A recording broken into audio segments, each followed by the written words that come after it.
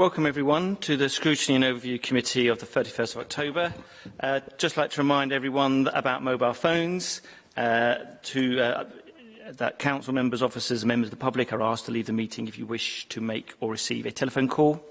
When referring to a part of the agenda, please refer to the pack page number rather than the report number. So if you plan to refer to a specific page in a report or appendix, please use the pack page number on the bottom right-hand corner, which is normally down here. If you're using a new ModGov application, you may have to go back and forth to the separate appendices online.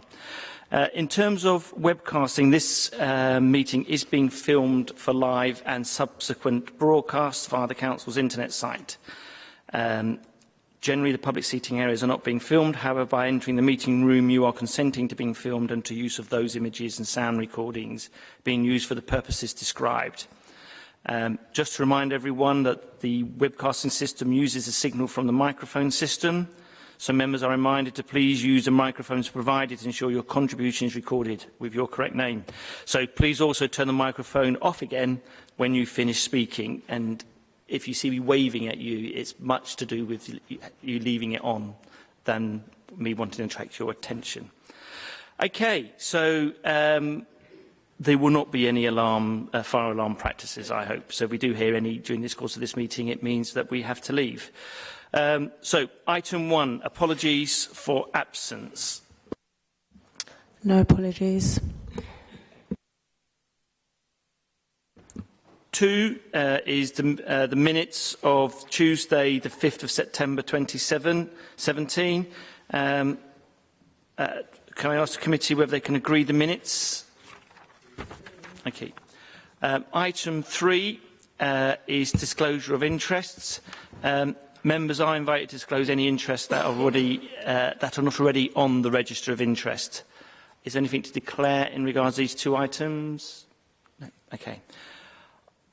Item 4 is urgent business. There isn't any, but there are presentations that will be on the website that may not have been with the original agenda pack.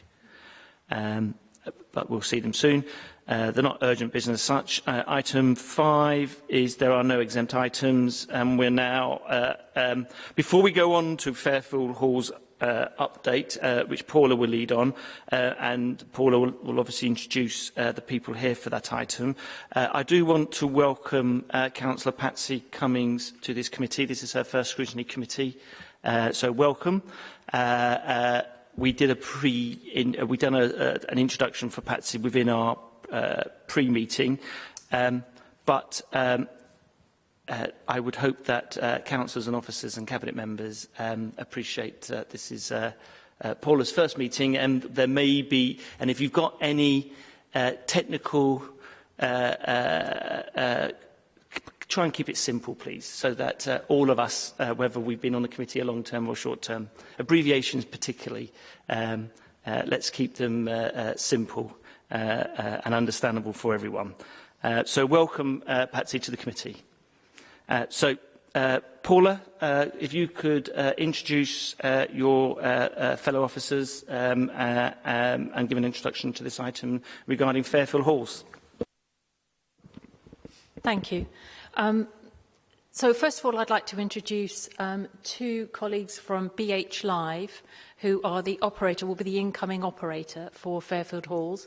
And Matt Good is head of communications and marketing. And Paul Griffiths leads for BH Live Group on community engagement, youth and community engagement. And they're part of this presentation and report this evening. So the item has several elements to it. There's the short report that you've had, which takes you through a brief update on the refurbishment, where we're at, and then some of the things that have happened in terms of the operator's mobilisation phase so far, so them coming up to Croydon, getting to meet people, and we're going to talk in a little bit more detail about those things. My colleague Colm Lacey is also here to lead on the update on the capital refurbishment side, and we're going to start on that, so we'll hear a bit from Colm. Then we're going to see a short bit of video which is of the interior of Fairfield, and particularly for those of you who weren't able to make the tour a few weeks ago, that we opened up to all councillors to come and see the work that's happened so far. There's some short footage, so we can have a look at that, at the works that have happened, or the spaces that the works have left. And then we'll have a chance to have some question and answer about on the capital side, and then we're going to have a short presentation from Matt, majorly about engagement and marketing and the work so far that BH Live are leading on.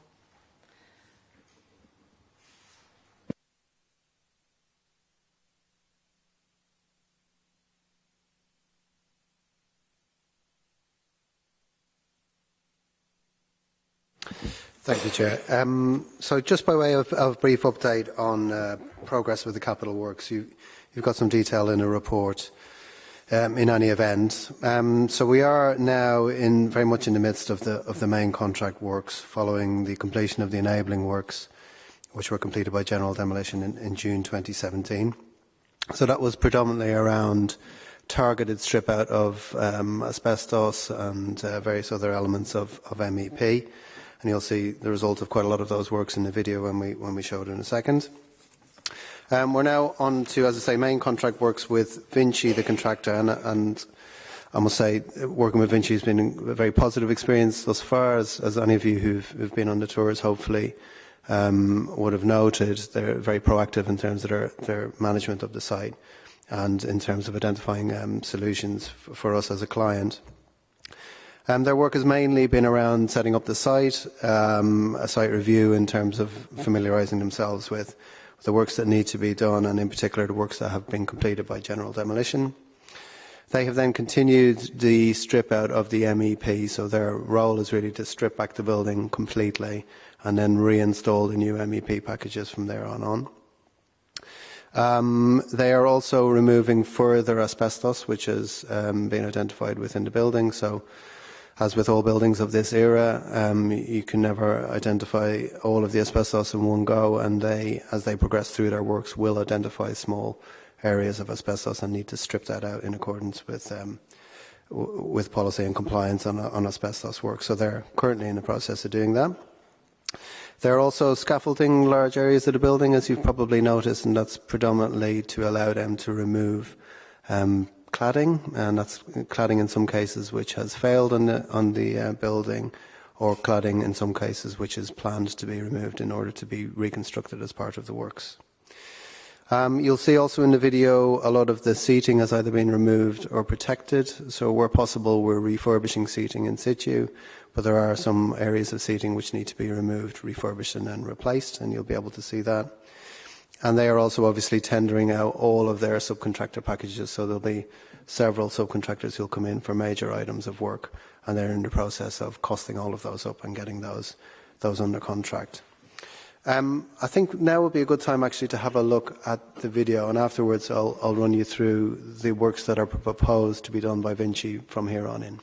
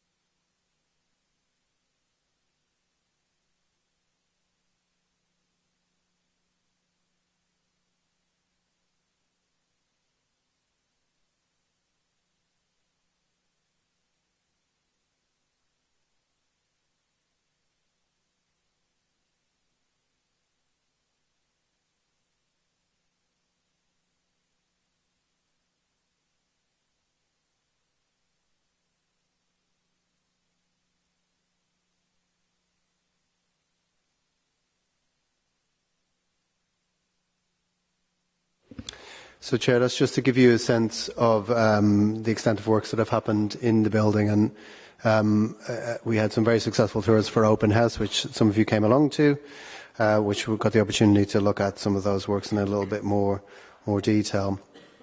The next phase of works now with Vinci start to move into sort of main demolition programme with regards to the works. So that's around the cloister to the northern side of the building, knocking out that element of the building, breaking out the ground slab and starting to put in foundations and footings for the new structure that's going there.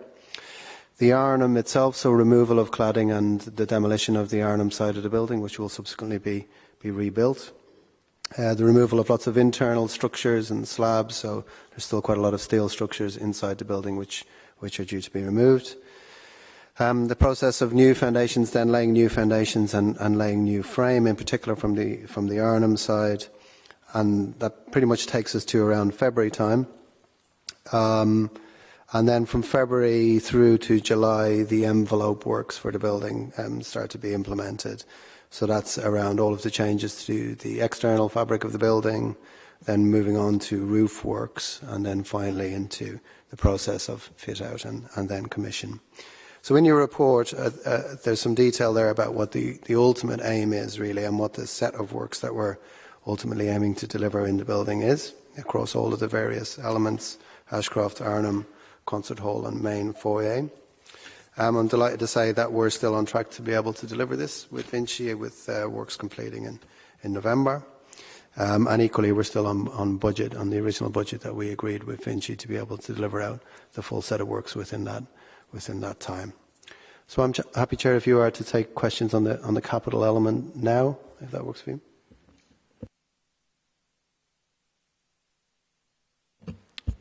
Thank you, Colin, for that short presentation. I was caught out slightly. I thought the video was going to be slightly longer. Having actually been on the tour on that Saturday, I have to say I was mightily impressed at where we are in the process, but also just because it allows you to get to see the real potential of the building, and also to understand some of the changes that actually had happened over the years. And that the potential for the site. And I would hope that there will be future opportunities as the fit-out goes on, because I do think engagement with the community. But what struck me is that I'm fully aware that when you're taking a building that's 50 years old, that actually stripping it out is sometimes quite the tougher part of the building, and then putting new stuff in is maybe slightly easier. So the two questions I really want to be certain is, are the timings that you're giving us actually achievable? And secondly, although we are spending substantial sums on this site, it does seem that there were opportunities to do some things with the buildings that we have effectively put to one side through lack of funding. And I just wonder whether you just talk through what choices that you have made over this last 18 months about what you were thinking about doing that may have been spoken about a year, 18 months ago, and what we're now not going to go ahead, or at least put on hold. So, with regards to the main issues around programme and strip out, you're absolutely right. The difficulty in a job like this is in a strip out and what you'll find, and unsurprisingly, we found additional asbestos as we've run through the works, and then secondly, in a lot of the invisible items that we put back in. So, in particular, the mechanical and electrical installation, which in this case, on a £30 million scheme, probably represents about half of that budget if you add everything in.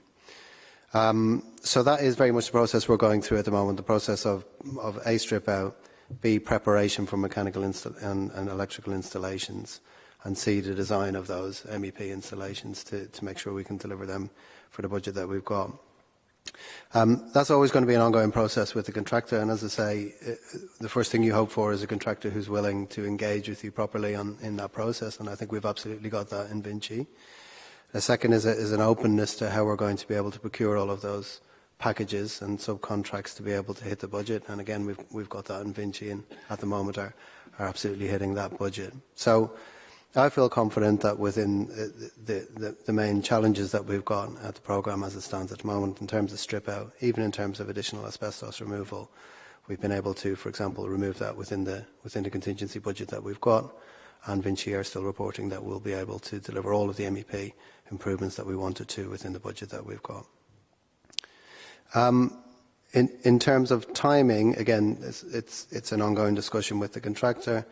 The key thing they need to look at as they get more information and more detail about the site and all of the technical challenges it presents is how they can deliver those packages within the programme that they've given us. We're very much in the thick of that now. For example, all of the works with regards to breaking out slab and putting in foundations gives us more detail about the state of the concrete that's there at the moment. As they start to remove the cladding, they'll start to understand more about what's underneath that cladding and therefore give us more certainty around the timescales that they've got. But in our discussions with them at the moment, they're still confirming main works completing in November as we originally proposed. So, before we go any further, you say main works. What does main works mean? So it's all of the works that are listed in the report here, towards the end of the report. Subsequent to those main works, BH Live will have their own set of fit-out works, which they will then implement on site prior to the building opening. To the ordinary layperson, what will the internal looks of the what will the building look like internally if I went through the main foyer? So it will be a completed building, all floor finishes, all wall finishes, all functional elements of the building will be there and operational. The kinds of things that BH Live would subsequently come in and fit would be fit-out items of furniture, elements of kitchen equipment, for example, signage, maybe bits and pieces of IT equipment that would need to be there for the functioning of the building. So the way people tend to describe it is, the way we leave it is, if you turn the building upside down and shook it, nothing would fall out. Okay. And BH Live subsequently go in and install all the bits that would need to be done afterwards. I'm hopeful that nobody will actually be shaking the building. That would be terrible. Okay. Do you want to carry on where I sort of rudely interrupted you? Yeah, sorry, Chair. Remind me of the second part of your question.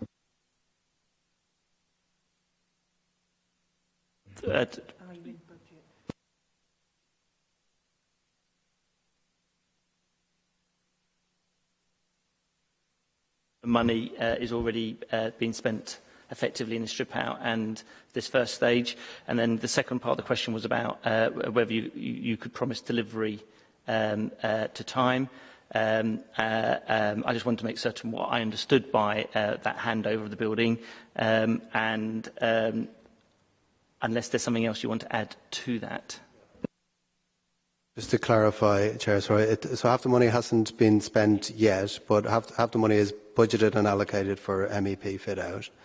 At the moment, we're probably around a fifth of the way through the budget in terms of spend, which is where we would expect it to be. And in terms of both budget and programme, we're still on track to be able to deliver what we originally set out to do. I suppose my final question is, aside from the fit-out that BH Live does, what would you say the forthcoming risks are? What are the potential things that may come along that could delay? We're just about to enter the process now of breaking ground effectively for new building works. So there's the big risk when any building works come in the ground is what we find there, what we find in particular around the state of the concrete and the state of the slab, and what we subsequently then need to put in terms of foundations, footings, and any further detail on that. Equally, we're starting to remove parts of the building which have been there for a very long time. So, for example, the northern cladding, which we know has failed, but we don't know the extent to which the fittings or the area of building behind that slab has failed or is able to be renewed. What the northern cladding is, or where it is on the building? When you Assume that none of us know anything about buildings. The side of the building that faces onto College Green. Okay. So where we currently have our scaffolding installed, we're removing some of the concrete cladding which has been on the building for some time. Any of you who've looked at the building closely will have seen that there's a sort of a steel netting around that because it had started to degrade and elements of it had started to fall off. So we're removing all of that and we'll be replacing that and completely renewing that. I suppose what I'm saying in terms of risk is any elements of building which involve either breaking ground or bringing a building back from its elevational treatments, from its surface treatments, back to the bare bones of the building, often mean that you can find things either in the ground or behind those treatments which also need to be renewed.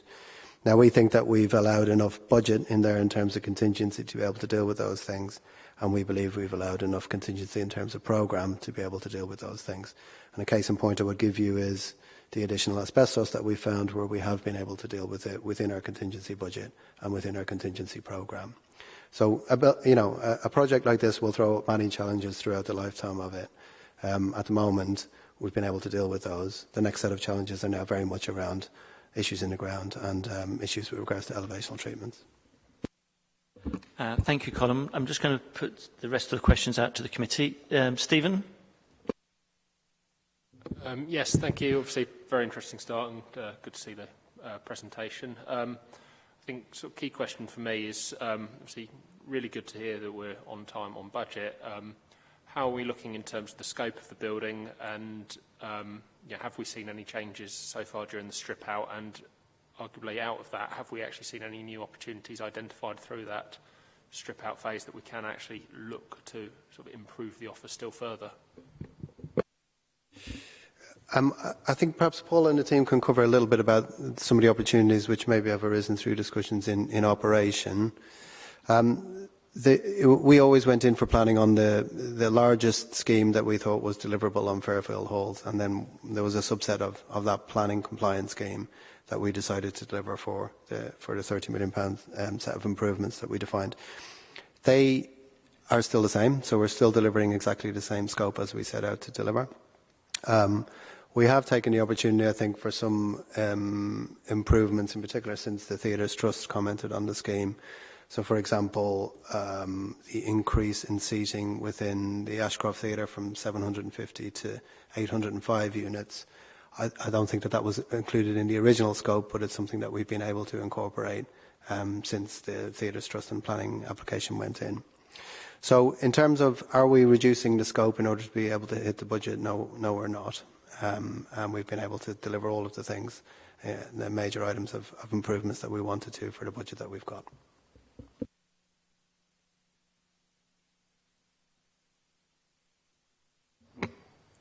Thanks, Chair. I was just going to ask about disability access in the building compared to how it was and what is planned. So there's a wide range of improvements planned for DDA access.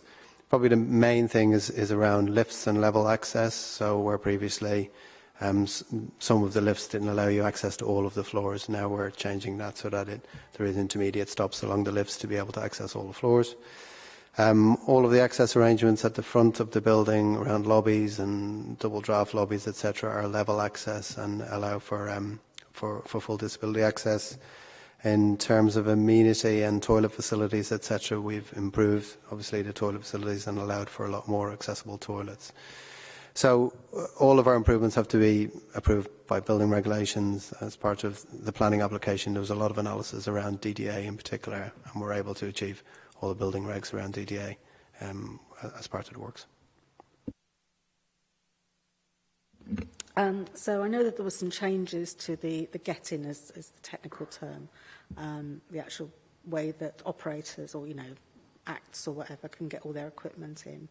And I think, if I remember correctly, there was some advice from the Theatres Trust about the original plan. Can you give us a bit of information about what you think the differences are and how much better it should be from what it was previously? And also, I suppose that's more an operator thing, but whether that will make it easier to attract shows or acts or whatever to come to Fairfield Halls.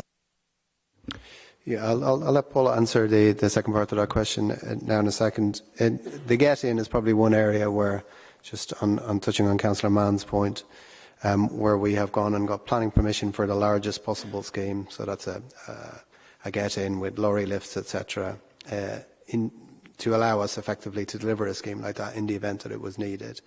But we have decided, following feedback from the Theatres Trust and others, that we would deliver a smaller scheme, which would basically enable improved access at the get-in, but didn't include the full scale of that scheme. So we work very closely with BH Live on the current get-in setup. It does allow vastly improved access to both the Ashcroft and the main concert hall.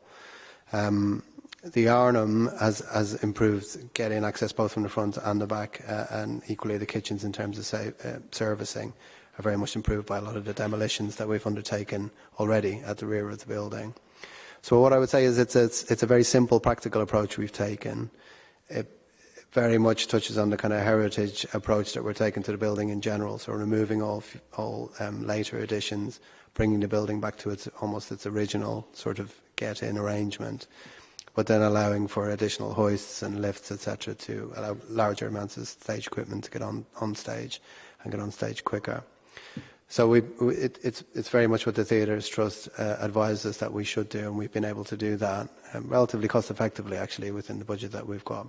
That's not to say that in future and at a later date, in the event that it was needed, we wouldn't be able to deliver the larger scheme.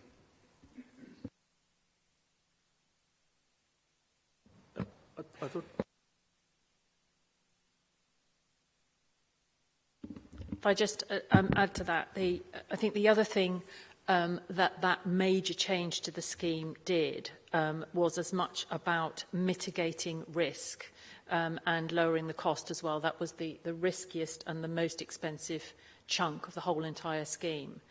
And it was a great relief to get the advice to shift and do something else.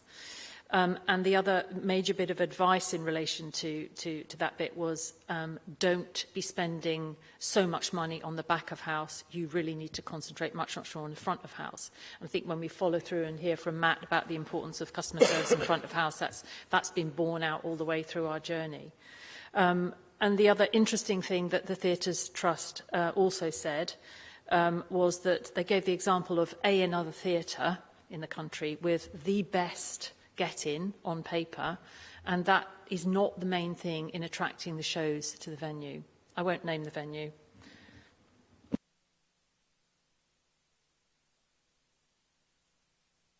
Yeah, thank you.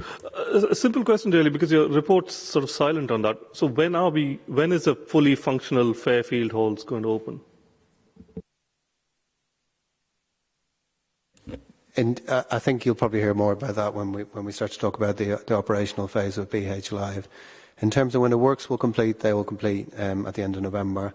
BH Live will then, next year, yeah. BH Live will then deliver their own period of fit-out, and then we'll start to open in accordance with the operational plan of BH Live, which I think we'll probably talk a little bit more about in a second.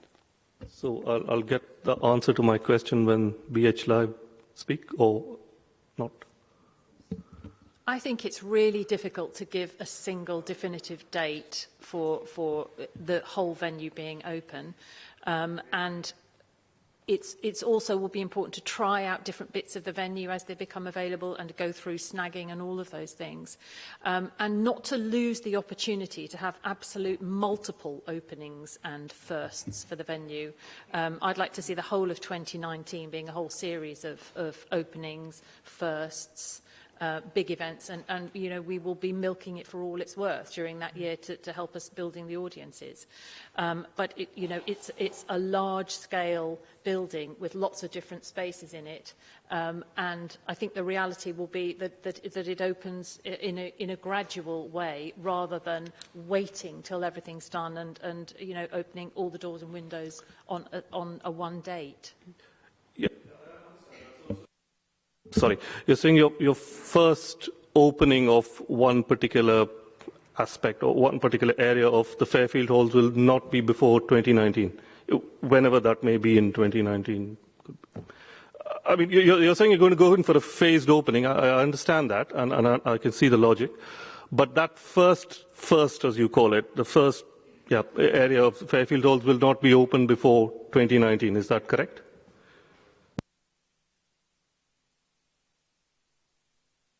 I think, Councillor, if the question is, will the building be able to accommodate an event by the end of 2018, the building will be able to accommodate an event by the end of 2018. I think, however, it's up to the operator and the operator's plan to work out how they wish to open the building and what the programme of events will be when they open the building. So if the question is, will the works be finished to the extent that the building can be open by the end of 2018, that's currently what's in the programme, and that's the programme that we're achieving at the moment. To members of the public, they're only interested. I mean, I understand again what you're saying about the works, and that's your role, and that's great. But to the public, they're only interested in when the building is actually going to open for performances or as a entertainment venue, as it's envisaged. So that's why I'm asking, when BH Live have their say, will they be able to give us some kind of timescales? That's my question. And I don't know what you were saying, Paula, was that, you know, okay, 2019 you'd start the phased opening. I mean, which is fine. So I was just saying, is that correct? That in 2019 at some stage you will start your first phase of the opening. Is that correct? I think we'll probably see that the phased opening starting towards the end of 2018. My point about 2019 is to use that whole first full calendar year of Fairfield being open for, you know, for really for as much as we can possibly get out of it. And the other thing to say is we will be able to be much more definitive about the dates in enough time in advance of that date to let people know and to make sure people are you know, can book and be ready for things, rather than trying to come up with a date now when it's just not possible to do that. But it will be possible to do that closer to the time. I just wanted a little bit more clarity on that.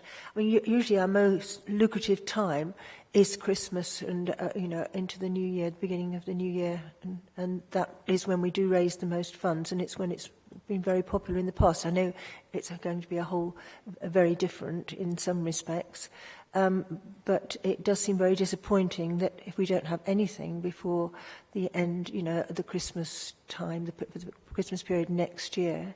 And of course, if we do have anything, we'd have to book those things up and, you know, pretty much in advance. So I think, although at this point perhaps you can't indicate as to when it's likely to have its first event, I think it should be something that I would have said that you should be working towards, to certainly having something at that stage. Would you agree with that? I think that the difficult thing with a big Christmas show is you have to decide and commit to that a whole year ahead of time. But you're right about that time of year being very, very important for everyone really, and it being a focus for attention. And yes, I certainly would agree it would be fantastic to have something happening around that seasonal period. I think a full-blown pantomime is something you would need to commit to a whole 12 months before, and that does make that quite a significant risk. So, you know, it would have to be proportionate. And then, you know, then there are years and years to come after that, of course, when the venue's open. So first full huge pantomime in I would say, in 2019. Colin, I suppose for me the question about deliverability and what I'd mentioned about if I walk through the main foyer in November 2018, as you said, everything would be fixed down, that will be there, right? What would, if I was walking across safely from here, from the town hall over to Fairfield, what would I see in terms of the changes to the exterior? Will that all, would all the landscaping and the hard landscaping in the front of the building also be complete or not? Yeah, in terms of the external finishes of the building, for the physical works, they will be complete. There would still be, I would imagine, some signage to be done by the operator any particular operational elements that may go on the outside of the building would need to be completed by the operator. In terms of the public realm, our aim is also to have the public realm complete on the whole of the College Green side, so that we're working with Vinci at the moment to be able to deliver out the public realm proposals as well. So that includes the forecourt to Fairfield Halls, access and profile of Fairfield Halls. It includes the College Green development to the side of Fairfield Halls. Okay. For all intents and purposes, what you should see is a completed Fairfield Halls building within a completed public realm setting. Right. And would that potentially allow the public realm area to be used during that period, even if BH are doing the final fit out for their setup? Yes, would, yeah. I think what would still be being built is the housing element of, so this is part of a wider scheme for Brick by Brick, which includes a 200-unit housing scheme. That would still be in construction at that moment. But in all other respects, the building will be complete and usable, and the public realm will be complete and usable. One of the other criticism that I get, and include, which I shared, is that the look of the site, particularly the boundary current, even with the sign saying demolition in progress, that seemed, which one or two people at work have asked me, are we knocking down the building? Because clearly they don't read the Croydon Advertiser or the Croydon Guardian. So that as they drive past and they see the word demolition, has there been now that we have BH on board, or yourself, is there any way that we could actually have a slightly more or less intimidating, less or more positive hoardings around the site? I suppose the simple answer to that is yes, and we're working on completing the hoardings. Obviously, a good chunk of the hoardings have already been completed. The remainder of the space in the hoardings, I suspect, will start to refer to the housing scheme, will start to respect to other bits and pieces which may happen on the site. So we will be completing the hoardings, the rest of the hoardings, to the standard of the hoardings which have already been done over the course of the next month or so. Stephen. Yeah, thanks, Chair. Just a very quick point on the hoardings there.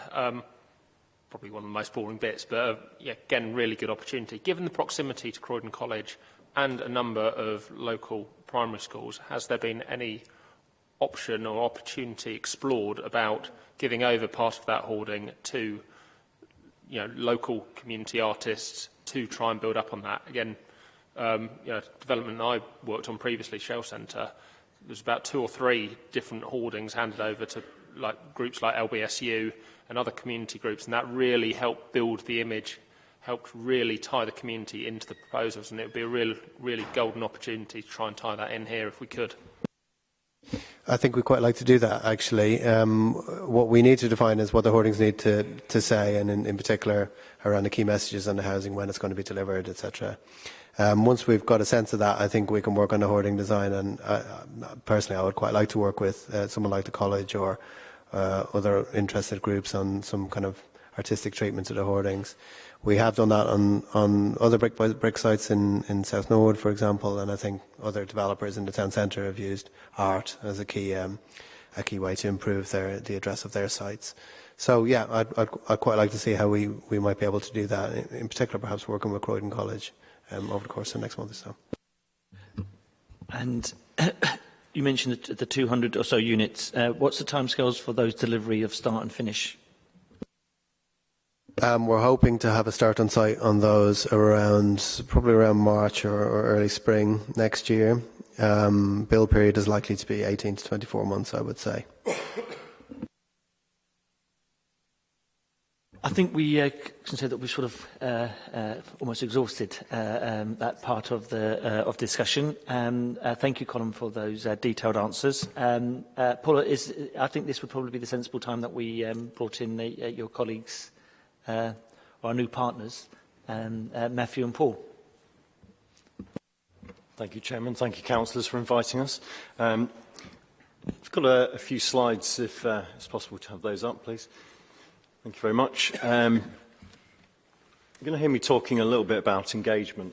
I've just been asked just to clarify what we mean by that. So some of the discussions already has really highlighted what we mean by engagement, which is to start opening up the channels of communication with our respective target audiences, our customers, our stakeholders, whether they're residents or whether they're moving through the borough. So everything from the business community, the people who are staying in hotels for 1 or 2 nights, right the way through to local residents and yourselves. So if I just move, hopefully it will catch up. Perfect.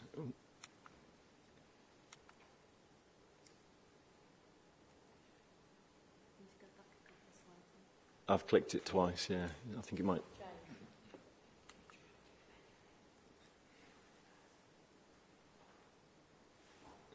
Sorry, if we just have the very first slide, please.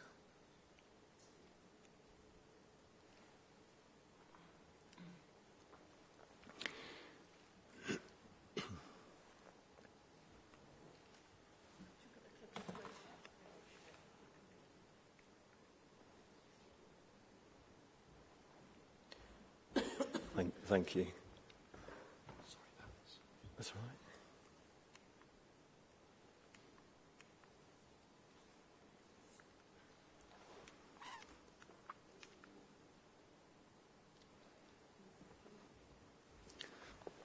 I can carry on, Chair, if that helps whilst we catch up. So our first area is really what we call customer engagement, which is quite honestly the starting point for our projects. Oh, thank you. So here where I think about this is building our routes to market, the ways that we can communicate everything that's going to happen within Fairfield Halls across the whole spectrum of consumer and business. So if we think about a few key areas, these really are the foundation building blocks of our strategy. So as most of you will know, a lot of the communication you had previously was probably paper-based, poster-based, and very much within the centre. Our marketing now has moved to very much a digital-first approach. So a comprehensive digital strategy has been created for Fairfield Halls. Everything from our online presence through to our mobile applications, to the social media channels, and modern box office behaviours. So we think of kiosks, the sort of things if you were to buy cinema tickets, you would make your purchase and then collect your tickets physically from the location by putting your card in. So we're building all of this in preparation for our pre-launch critical path. What this will do is it will allow us to start to ask people what sort of relationship they would like to have with us as the operator, the kinds of things they're interested in, the kinds of things that we need to recognise and develop. So we think about subscribing audiences, we think about personalisation, really one-to-one relationships where possible. We also really see the opportunity around the whole Friends of Fairfield Halls. There's a huge amount of nostalgia and love for this wonderful facility, and we want to get on board and actually really bring that to the fore. So some of these will appeal to certain groups, and other groups we want to target and do specific outreach activity to get them on board. Paula mentioned our love for customer service. Really that runs throughout our whole organisation and is the place that we typically start from. We have our own contact centre within the organisation, and this deals with all of the frontline queries from across our lines of business. Fairfield Halls will have its dedicated element of that, and it will allow us to take inquiries from the public on a local phone number, handle ticket purchases through our ticket line, deal with communications as and when they arise. And that's very much works alongside our web communications and social communications as well. I've put a piece on here about mystery shopping. We did quite a lot of work on quality audits, which is supplemented with customer feedback through the usual channels, as well as our own mystery shopping programme, which really keeps us on our toes and keeps us close to the customer's experience. And the last one I wanted to mention on here is really the audience research. So understanding the customer and the transient nature of customers' behaviours, what they engage with, what the Croydon audiences are purchasing, where they're purchasing it from, and really looking at how that will complement our programmes so that we can start to look at ways to deliver locally, but also to bring people back to Croydon who may be getting their arts and culture fill elsewhere across the city. If I could have the next slide, please. Thank you. So, without doubt, apology. Hopefully that will work now. Without doubt, the piece that most people are very interested in whenever we talk about marketing is the name, the logo, the identity. I think at this moment in time, the best place for me to start is that we see this as being something that's going to be a collaboration between stakeholders in Croydon and also ourselves, so that we do get that real engagement, that cross between those people who know and love Fairfield halls of years gone past, and those people who are new and are on a voyage of discovery.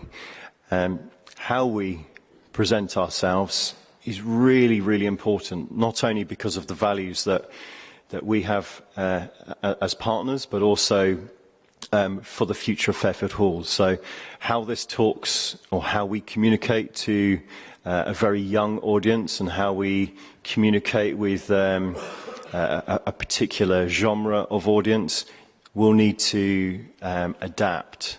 And the visual identity and everything that stems from that will play an important part in getting that across. So we see this as very much an opportunity off the back of this wonderful redevelopment, and also a place where we can really start building for the future.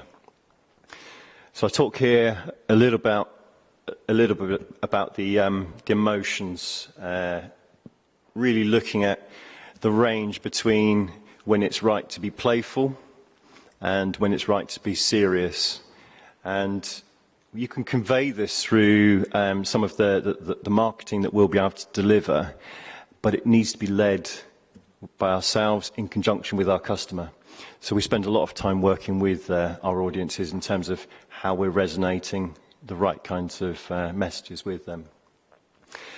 Out of this, we will have what we call our brand guidelines, so the do's and don'ts. And really this is a toolkit that will allow both of our organisations and also stakeholders across Croydon to really get behind and make this bigger than just a single activity.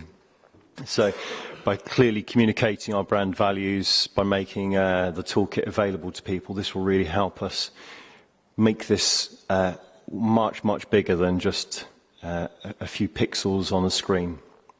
If I could ask for the next slide, please. So community engagement is already bearing lots of really interesting conversations. There's certainly a huge degree of interest in Fairfield Halls, both locally and wider. So just on here is a few examples of the kinds of conversations that we're having with theatre schools. Fairfield Youth Theatre will be a big part of our programme. Key stakeholders, and for instance, I've already mentioned working with the business community so that we can be mindful of more than just an arts and culture programme, but actually the wider community, and bringing business audiences into Fairfield Halls as well as people onto the programme. If I could ask for the next slide, please. Thank you. So we think on this last slide really about the our destination hospitality, and I think the opportunity as an operator is self-evident that there's a huge opportunity in inside the building, different days of the week, different times of the day. So as we attract different audiences, how can we deliver a truly first-class service and a really authentic hospitality experience? Everything from pre-show dining to the different concessions that are within the building, and really to build on some of our food provenance and local producer ethos that we like to bring along as part of our core hospitality ethos. The VIP hospitality packages generally very, very popular. We see this as a good opportunity for Fairfield Halls. It lends itself very well to that. There's definitely an appetite for those kinds of things within Fairfield Halls and beyond. So we see that as working very, very closely with the programme and also the hospitality service.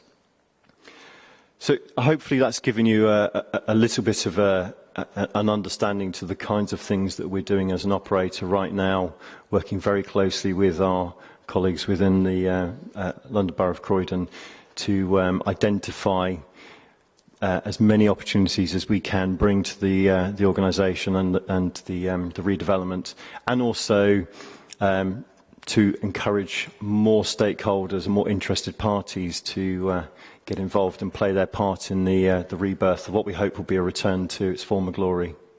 Thank you.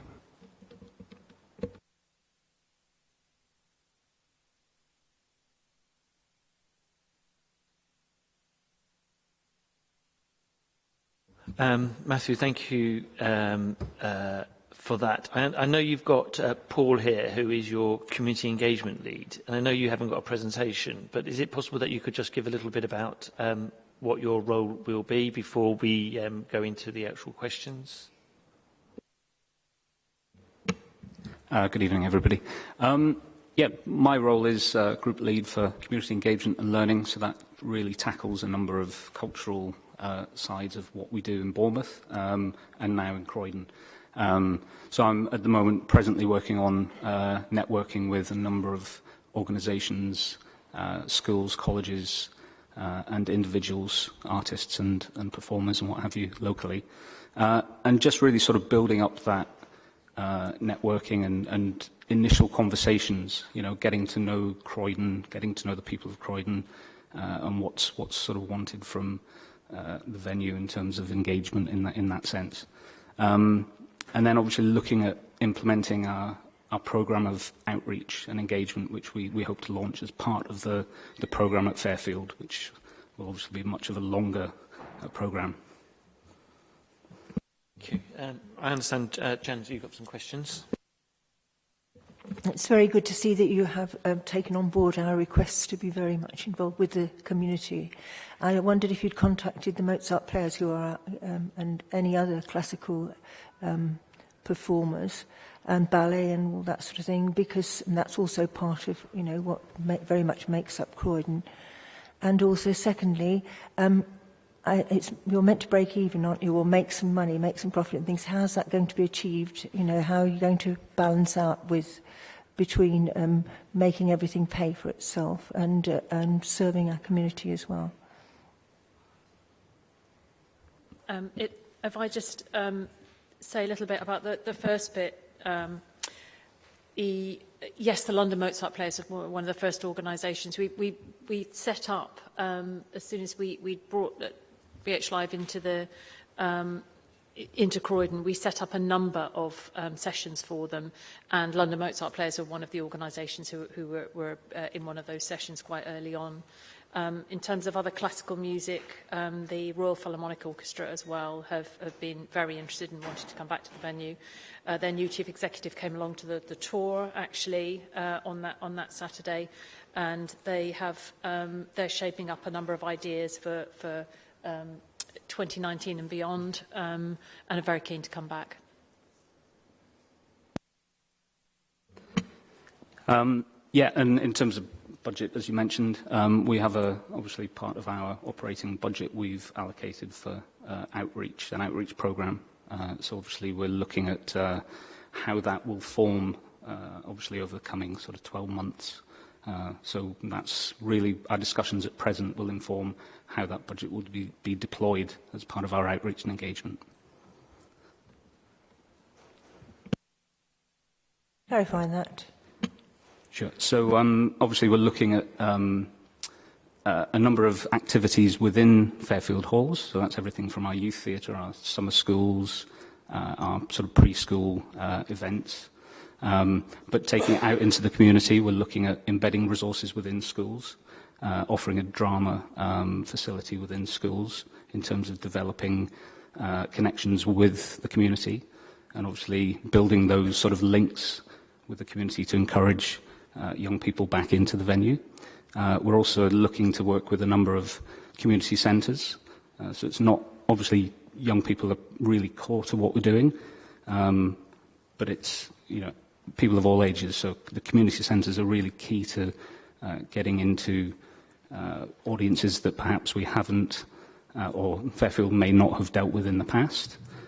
We're very aware of, you know, the sort of multicultural asset that Croydon has, and we're very keen to obviously get into every possible area of Croydon, and we think community centres will be really key to that.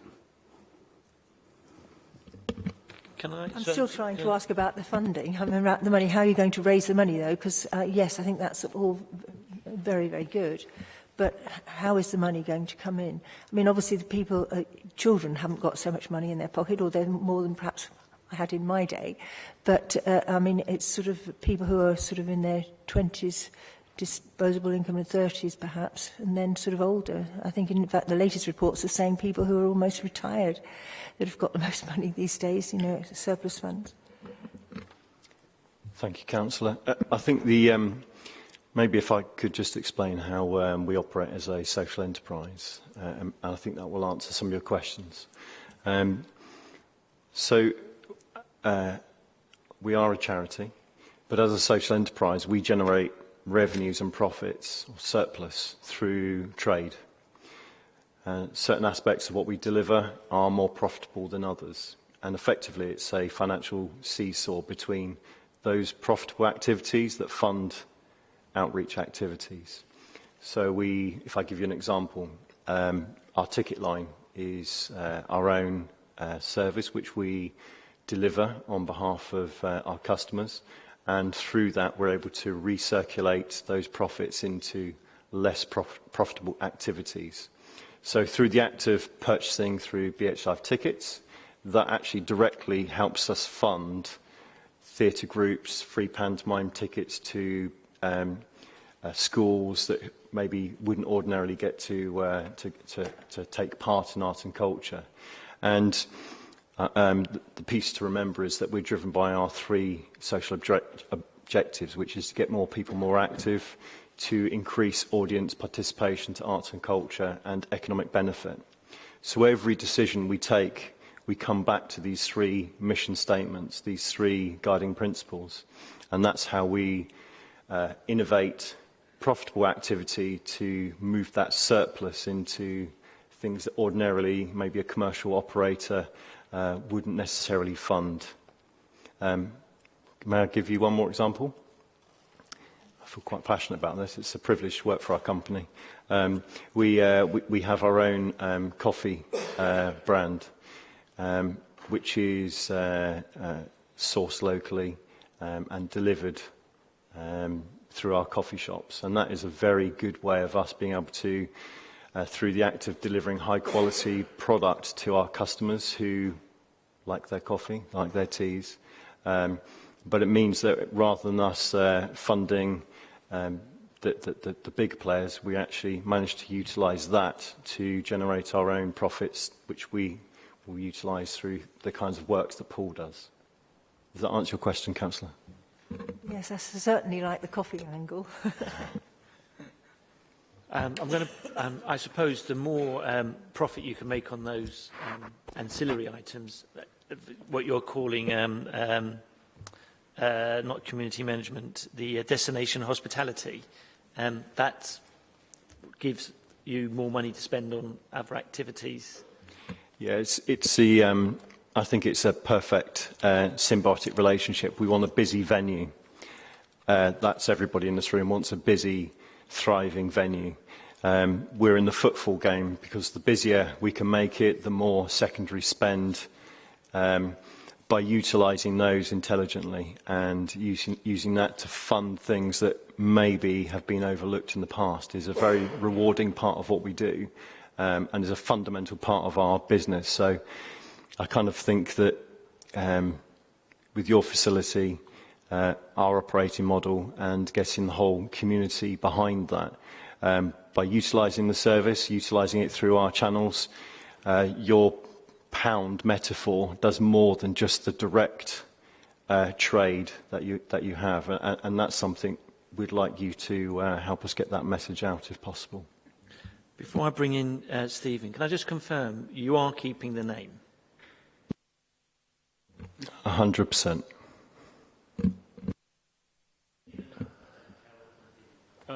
Thank you, Chair. And I think that's really warm, positive statements so far, and I think it's very refreshing to hear, particularly on things like the ticket system. It's glad that we're not looking at a Ticketmaster clone with rip-off fees for negligible benefit, and we're actually looking at the proper product from a customer angle. Again, Croydon Cappuccino, all for it. I'm just wondering where our local coffee plantation is. I think got sort of four sort of key question areas. They sort of jump around a bit.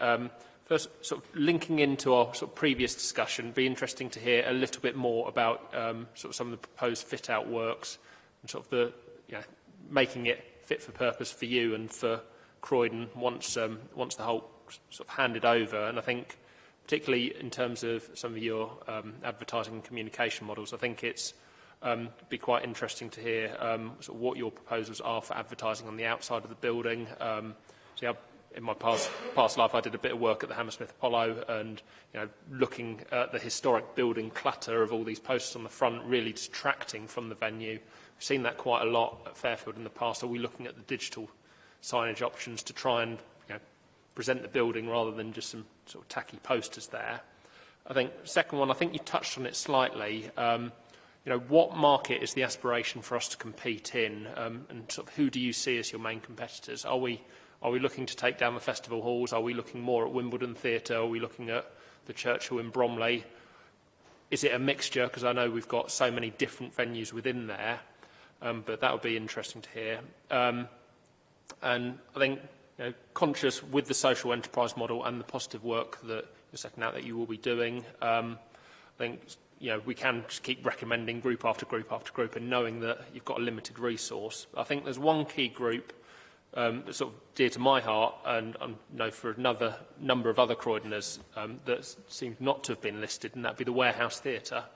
And I think amongst sort of a certain generation of a local Croydon theatre population, the Warehouse and potentially using some of the studio space to get the Dick Barton, the next version, as one of the launch events would be a big statement, and would be, it was a sore loss to our town. Anything to try and get that back would be fantastic. And my final point, I think, on street food, be interesting to hear a little bit. I think it's probably a bit too soon to hear about what engagement you're planning on that.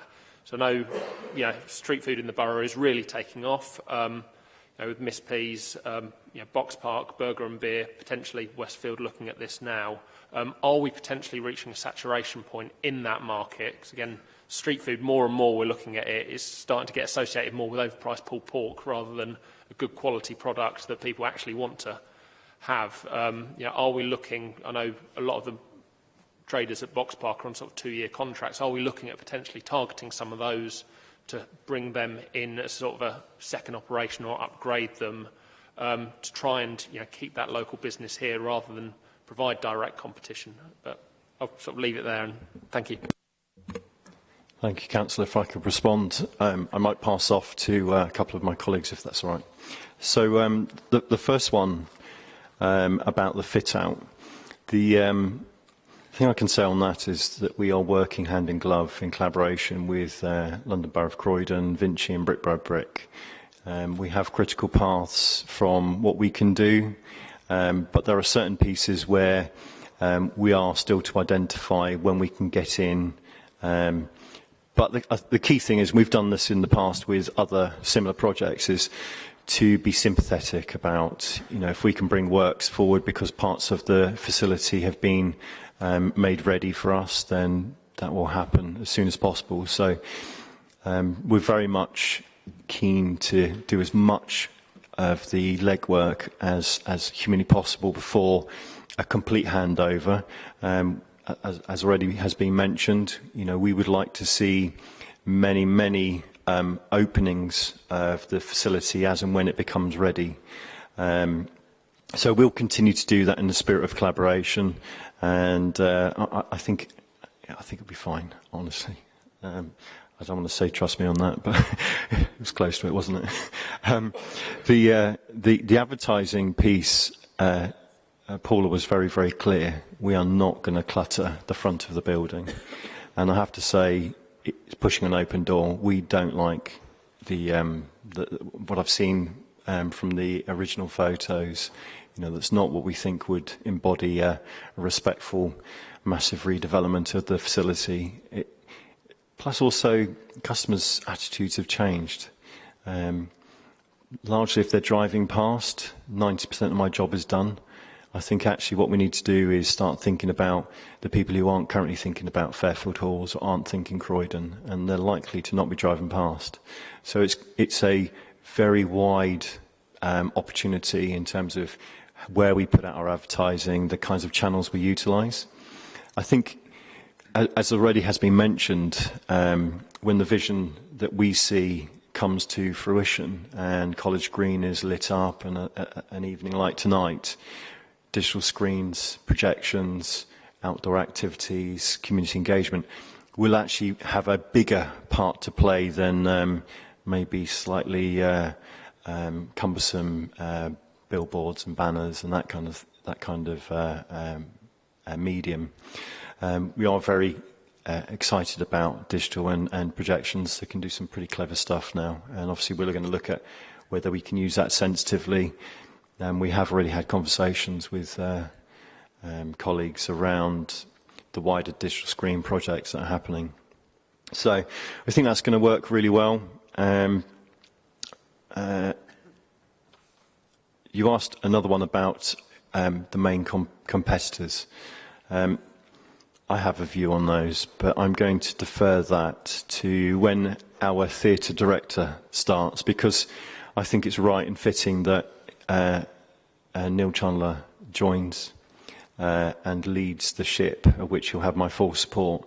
What I will say is we're very ambitious as an organisation, and I think with the ambition that's around the table and the ambition behind the project, I think we'd have to, we have a great opportunity, and we'd have to work pretty hard to not get that off the ground as we all hope for. So if we're invited back, I think Neil can answer that directly. Group recommendations, I'll just point, Paul's taken that detail, so I appreciate that. And actually, I think the more the merrier. There is always that balance in our programme, but there's 15 years of programming to fill, so I think opportunities like that are more than welcome, and please keep them coming. Just before I hand over to Paula, if that's okay, you talked about street food. It's interesting, it's the single biggest growth area in the hospitality market. As with all of these things, they go in cycles. I'm pleased to say that we've got a really talented team of development chefs led by our executive head chef, and they spend the whole time looking at the market opportunities. Their talent stretch from 5-star banqueting experiences through to good quality coffee, a newspaper and a biscuit, and everything in between. So there are a lot of concepts that we have. A lot of those are now starting to become very real, with things like pizza ovens being ordered. But around that, I see this as a really exciting thing which won't be static. You know, it will continue to develop, and I think some of that will develop both in terms of as we spot opportunities and gaps in the current portfolio in the vicinity, and also develop our own destination and identity. I think there'll be some excitement that will come, but I don't think it will remain static. I don't think this is a marketplace that remains static at all. So.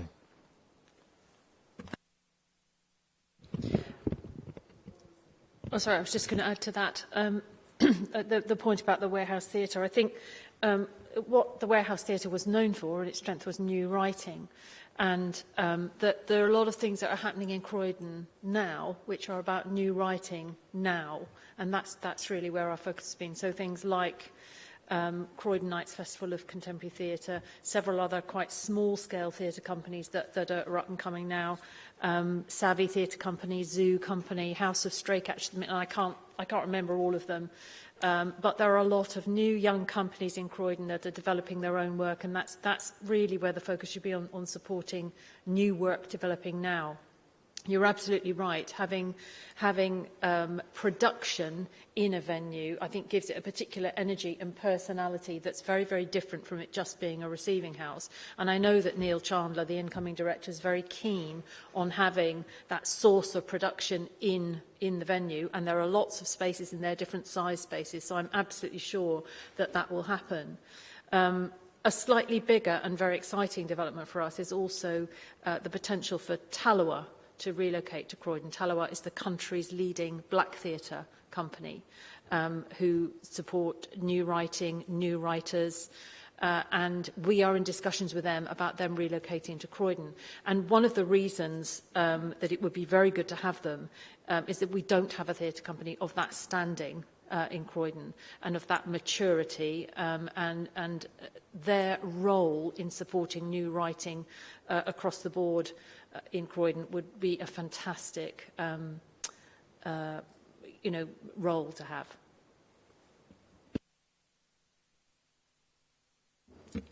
I was going to take us back to kind of food and hospitality. So it was good to hear what you were saying just now. I mean, I don't think there's anybody in this room that would challenge the fact that Fairfield Halls, as it was operating, had a very poor offer in terms of food and hospitality. And I went on the tour a few weeks ago, and I was really excited about the various kind of options that there were likely to be for, different bits of, food and drinks and that kind of thing. And I suppose what I'm asking is whether you think that people might come to Fairfield Halls just to eat, or just to go to, there seemed to be a lovely option for a bar that would kind of overlook, the town hall and, had really great views. And, is that part of the plan, or is it more connected things to do with, people going to events and either eating before or after? Yeah, thank you, Councillor. I think we'd be massively missing a trick if we just thought it was about when there was something on the programme. It's a huge facility in a very prominent position, surrounded by a lot of businesses, and I think you would see typically in an entertainment venue things come to life, towards midday, towards the evening. We would see this as being something where there's a early morning community, nothing to do with the entertainment programme, but very much a destination right throughout the day, right throughout the weekend into the weekends. So we absolutely see that as what we classify as a destination, a place where you can just go and hang out, you can spend time, you can relax. It's quite a nice place, as we see it getting busier and busier, just to sit and observe, especially if there was a Croydon cappuccino on offer. Thank you. Yeah, thank you. I'm just trying to understand what your vision is actually for Fairfield Halls, because from your presentation, it seemed to me it was purely an entertainment venue. At least that's the impression I got from your presentation. What about things like especially business conferences. I know the report sort of alludes to it right at the end. Exhibitions, corporate events, things like that. Because your presentation certainly didn't touch upon those things at all. There was, and I'm just trying to see whether that is part of your offer, or do you see this purely as an entertainment venue, entertainment and food venue? And yeah, okay. And okay, I'll come to my second question after this. Yeah, thank you, Councillor. I kept it to 4 short slides because I'm quite passionate about this, so I didn't want to go on for an eternity. We have a conference entertainment team who specialise in business events, specifically have identified the opportunities within the business community for meetings and events.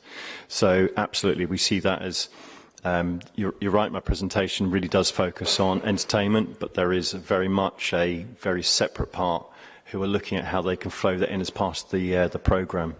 I'd be very happy to talk about that at a future meeting as we develop. To coincide with that, that would be very much additional work that we'll be doing with Croydon Bids. So that's our model with our other local authorities, very much a tripartite arrangement between the business community, the bids, and what we call business tourism. So effectively either static businesses that are here or people who are coming through on business activities that need good private spaces to just hook up and have a meeting. And we see ourselves as playing a key part in that. That's really good to know. Thanks for that. My other question was around community use, and colleagues have alluded to it. If community groups are to have the opportunity to perform there and use the facility, I mean, they would need some kind of discounted rates. Is that something you are considering? And have you thought about what level of discount you might offer them? Because if not, I think it will become a venue just for those who can afford it in terms of the performers, rather than genuine community groups who really can't afford, or at least couldn't afford what the previous management was charging. Yeah, absolutely, Councillor. Generally, we operate a community rate, which would be circa half the price of the full rate. But I can't really give you the details on that because I don't have that. But we're very mindful of that. We're also mindful of the fact that even at half rate, sometimes that is still too much. So it's very much about a balanced programme that understands the value that the community are bringing, and that quite often is it's wrong to use the financial measure as to that value. So we'll look at the complete spectrum, but we're very sensitive and we'll work around that.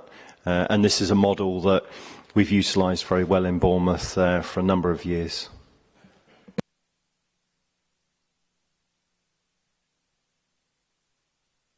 We're towards the end, but I suppose the only question I have, following up what Vidi has said, is everyone in your photo is young and healthy. What about those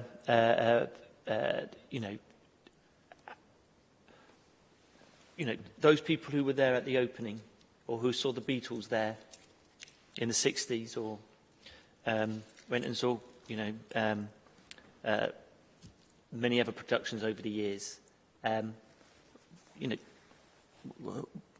What's your plan for them? I mean, they may not have been into, Philharmonic, Royal Philharmonic or something, but they've enjoyed the venue over the years.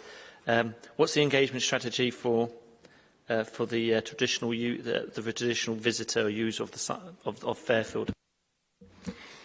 Thank you, Councillor.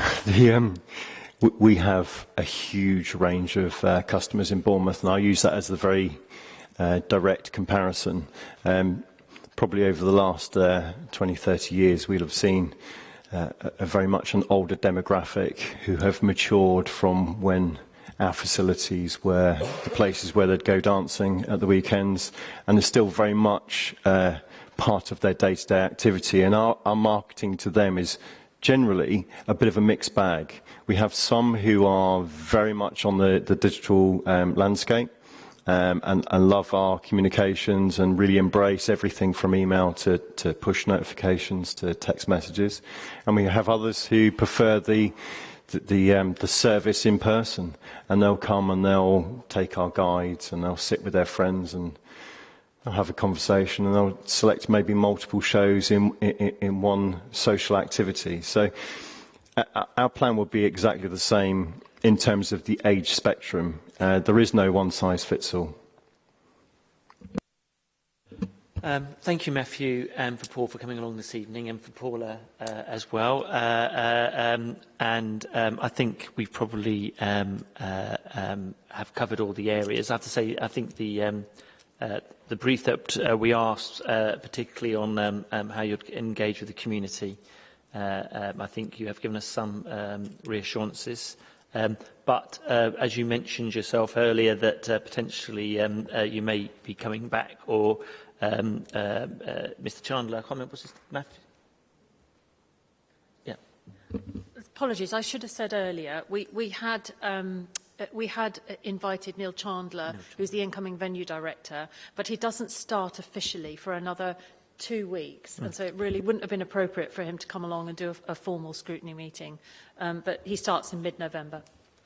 I'm sure we'll be keen to get a greater understanding of where you've progressed, and I'm sure, regardless of what the election result is next year, that I think scrutiny autumn next year would be a good time, as the handover from the council over to PH Live would probably be a good time for us. One is to make certain that those dates that Colin gave us earlier are actually being achieved. And then secondly, I would hope then that there's a chance that you'll have well, I would assume so, that you would have a lot more information about what actually the final look and probably much more about the programme. So can I just say thank you very much for attending tonight, and we wish you all the best and continuing success.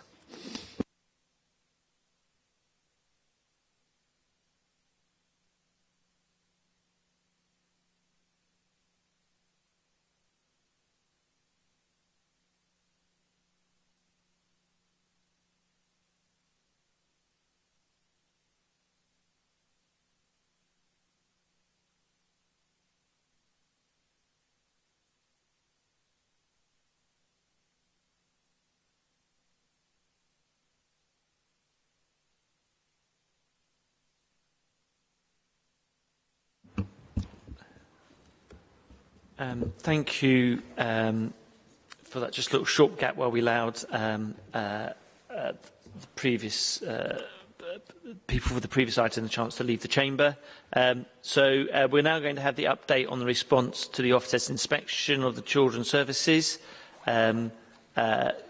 Councillor Fleming, did you just want to give a brief introduction of your colleagues with you today, so that, and then I'm assuming is it Barbara is going to be giving the update? Okay. So, thank you, Chair. So, the summary outlines what's happened since the Ofsted inspection. In particular, we've had an appointment of a Commissioner, Eleanor Brazil, and all actions since the inspection are also included. It looks at the transitional action plan that was created over the summer recess, and this followed the appointment of this followed and included the appointment of Edwina Grant as our independent chair. We have reduced the exec director's span of control, initially for a period of 6 months, to allow greater focus on implementing the improvement recommendations that came out of the Ofsted report, and a future conversation looking long-term at how we reshape the people department overall. Philip Segurola has been appointed as our new Director of Early Help and Children's Social Care. Di Smith has been appointed as our independent chair of the local safeguarding board, Children's Safeguarding Board. There have also been a number of workforce actions which have taken place, including put in additional resource to ensure that all children were safe. In particular, an extra team was put in immediately after Ofsted into the assessment service, and we've also put in an additional surge team to cover the additional work that is coming through, and we will, I'm sure, touch on that in the report with further detail. There's been a huge amount of work that's been undertaken. Clearly, there is more to do. And so in the spirit of creating a more open service, this session is to focus on the draft improvement plan and to allow scrutiny members to view and comment on the plan before it goes to the improvement board for ratification, and then to Cabinet, and then finally to be submitted to Ofsted in December. Can I in particular draw your attention to Appendix 3, which highlights the top indicators, which I've committed to provide regular updates on to members, both not just within scrutiny, but also at Cabinet and for Council. And the Improvement Board may add to them when we meet next week. And if you have any appropriate suggestions, please put them forward to be considered further by the board, the Improvement Board. The current list sets out the journey of the child, and so those key indicators that you would expect to see along that journey. And Barbara will speak now to the detail. Thank you, Councillor. I think you gave a very good and very strong outline of what's happened since Ofsted. Clearly, we've been focusing on two things. One is actually what is the immediate remedial action we need to do in order to ensure that our children are safe. One of the things that happens post any judgment, inadequate judgment like this, and this has been a pattern that's been seen in a number of authorities, is that there is a significant pressure on the service in terms of additional work that's coming through. That happens on two levels. One, it's about the additional work that's coming through the front door for people making more referrals in. But it's also as you step up the work that you need to do to address those issues that Ofsted identified in their report as drift and delay. As you step up that work and you focus more strongly on whether or not you need to be bringing more children into the care system, do you need to be stepping up some of the work you're doing with children so they become subject to child protection plans, so you wrap things around them more strongly. And that's what we've been seeing in the service, certainly over the past few months. So considerable additional investment has gone in. We've had additional social workers into our Children with Disabilities team, an additional manager in there. The leader and the lead member agreed right in August, right as Ofsted were here, to step up an additional social work team in the assessment and care planning service, which is where the most of the pressures was being felt. We've also had agreement to set up yet another social work team that is dealing with the additional pressures working through the system. We've had to step up 2 additional child protection reviewing officers because of the increased number of our children subject to child protection plans. And we've seen a significant rise in the number of care proceedings that we're issuing. So we've had to agree 2 additional lawyers to also work with the service. Alongside that, some of you will have heard when we did our deep dive and our report into the children's scrutiny area, the Council had agreed 2 additional posts to support our work around return home interviews. And we've also had up to 10 additional business support staff that have been agreed to go into the service. So we try and address some of those issues about what are the things that we can take off social workers so that social workers can do the social work job and focus their time in relation to working with our children and our families. We've also, as well as doing the immediate remedial work, we're starting to put together what we've got in front of you, our draft improvement plan. It is very clear that when an authority hits this position, it is generally seen to be a 3-year journey to move an authority forward to good. Croydon is a large authority, it's complex, there's a range of demanding challenges for our children and our families here, and there is no doubt that it's likely to be a 3-year journey to get the services to good, which is where we're aiming for them to be. So what we have is our draft improvement plan. As we agreed, it's this scrutiny who are going to hold us to account for the whole plan and our delivery for the whole plan, with the children and young people scrutiny looking at the deep dives and specific individual actions that come out of the plan. So as Councillor Fleming says, this is your chance to challenge and shape what's in our plan. We have agreed with our independent chair that we'll incorporate any of your comments from tonight into the revised plan that will go to the improvement board, externally chaired by Edwina Grant, and then any final comments from there will come into the final version of the plan that will go through to Cabinet for sign-off. As you can see, I'm sure you've read the plan. The plan is based on 4 key areas, which is around practice, people and performance, partnerships and platforms. I think, as I've said before, if you can get a better P for platform, we're open to it, but really that's the sort of infrastructure around the budget and the ICT that is a platform that underpins the work. And what this plan does is that it closes down all the previous improvement plans that were in place. So the improvement plan that we were working on that was in place that hadn't managed to gain enough traction because it had only been in place for a few months before Ofsted visited. It closes down the previous JTI action plan, which was around improving the front door work, and it closes down the previous work around the safeguarding board, because it's all been incorporated into this plan, which is going to be the one plan. So we're giving you as members a very clear line of sight about what we're seeking to do. What we've done in terms of the development of this plan is that there's been very significant levels of staff engagement.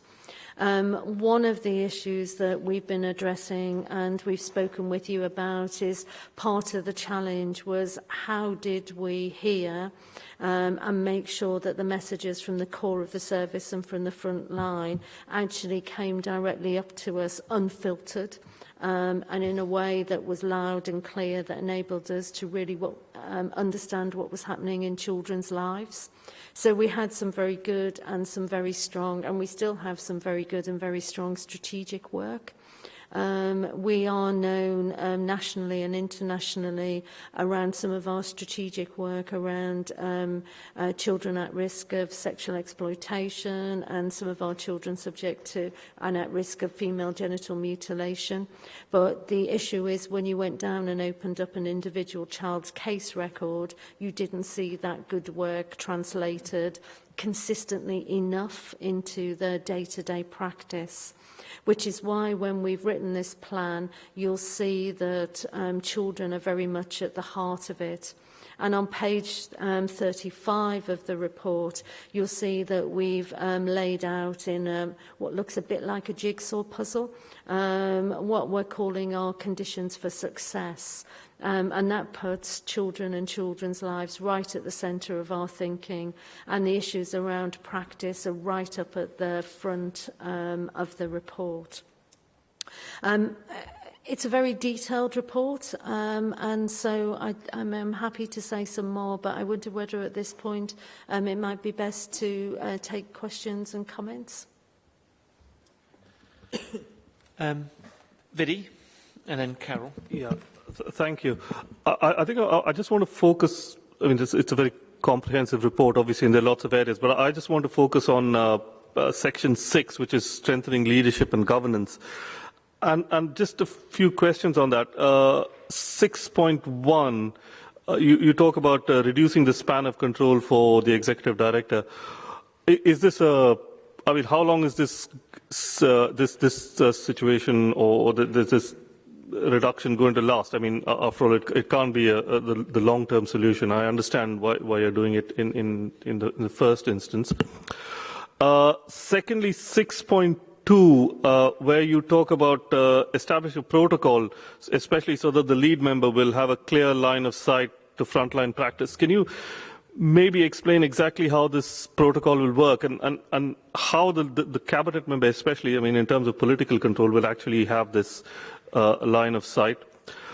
6.6, I think in terms of scrutiny, I'd just like to welcome the fact that you're talking about open sessions for elected members to meet social workers. I think that's a really good suggestion, and I think it'll work very well. And finally, in your section which says what good looks like, you talk about especially elected members and leaders have a comprehensive and current knowledge of what's happening at the front line.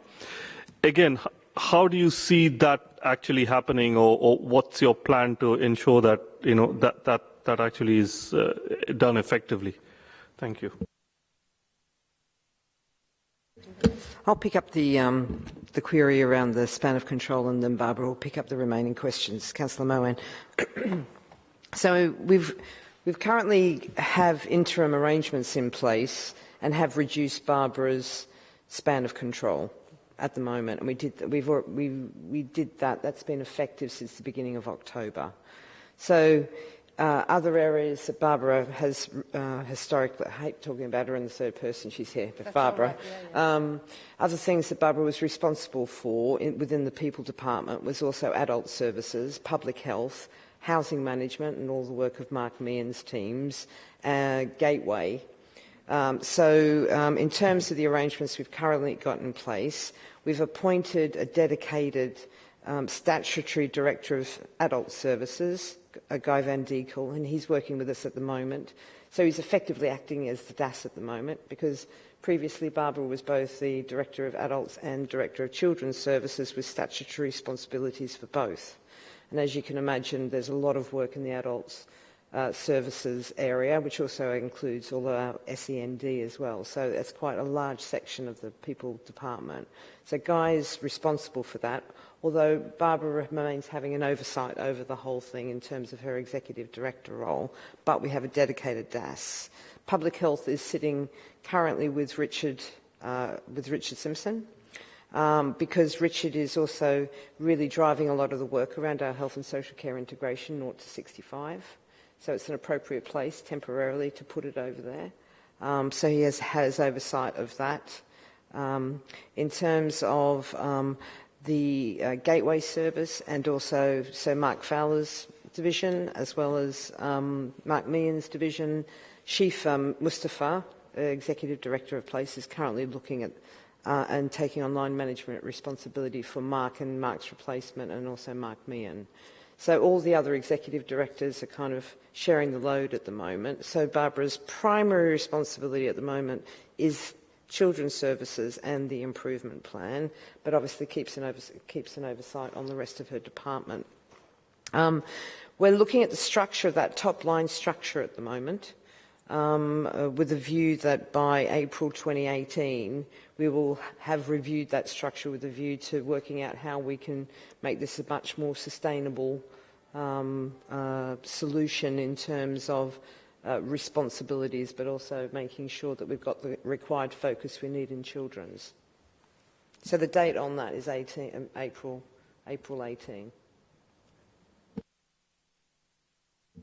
So shall I pick up the other questions?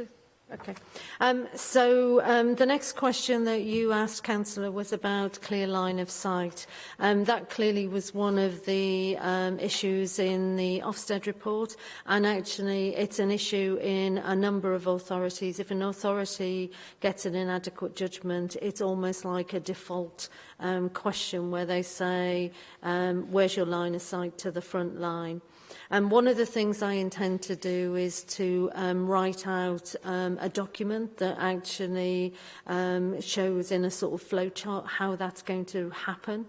It isn't just an issue for the lead member, although I'm sure the lead member can, well, I know the lead member can certainly speak for herself, but actually it's an issue for the lead member and for the Director of Children's Services. We need to, we both jointly own that, and we own it from different aspects. Obviously the lead member in terms of the political aspect, but the Director of Children's Services through the operational aspect.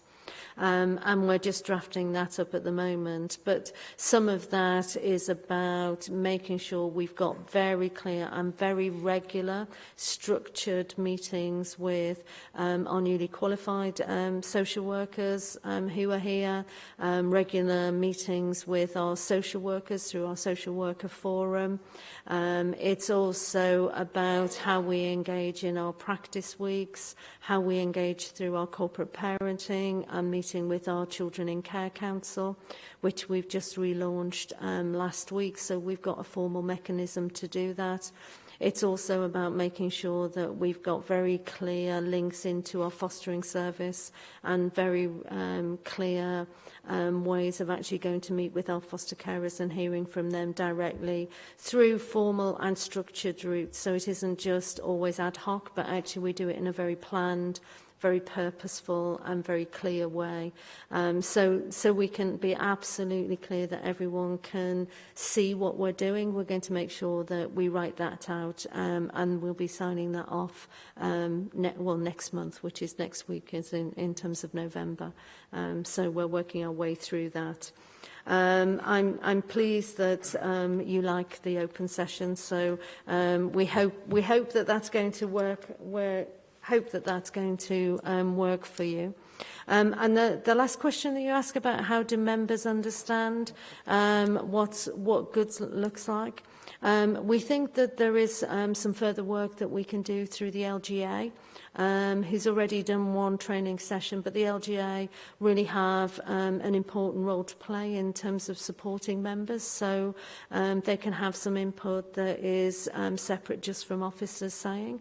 And clearly there will be opportunities post-May in terms of there will be a lot of new people, new members who come in after the elections, where we're going to be working both with the LGA and member services to make sure we've got a very clear development programme so that everybody can be brought up to speed in terms of these issues. But we will be reporting to you openly through this scrutiny, through children and young people's scrutiny, and through a range of other engagements that we're going to put in place. And just one final question. In terms of the cost of all this, I think yesterday's Councillor Hall mentioned a figure of 2.5 million or something.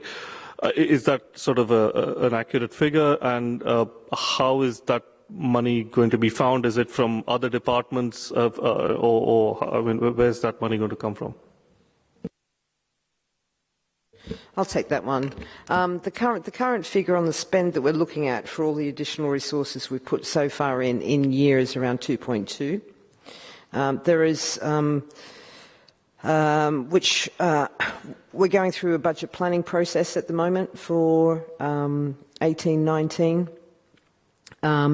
We are looking at putting more money into the base budget for children's services and adults, because the other kind of key thing for us is to make sure that we've got the right capacity, and we're also focusing on, you know, we're looking at similar issues potentially in adults in terms of strengthening social work practice in that area as well, and capacity in that area, because, you know, you'll see from the Ofsted report, but also in terms of the plan, a major issue for social workers has been the number of cases that they're dealing with. So we've done a review of what's happening over in adults as well.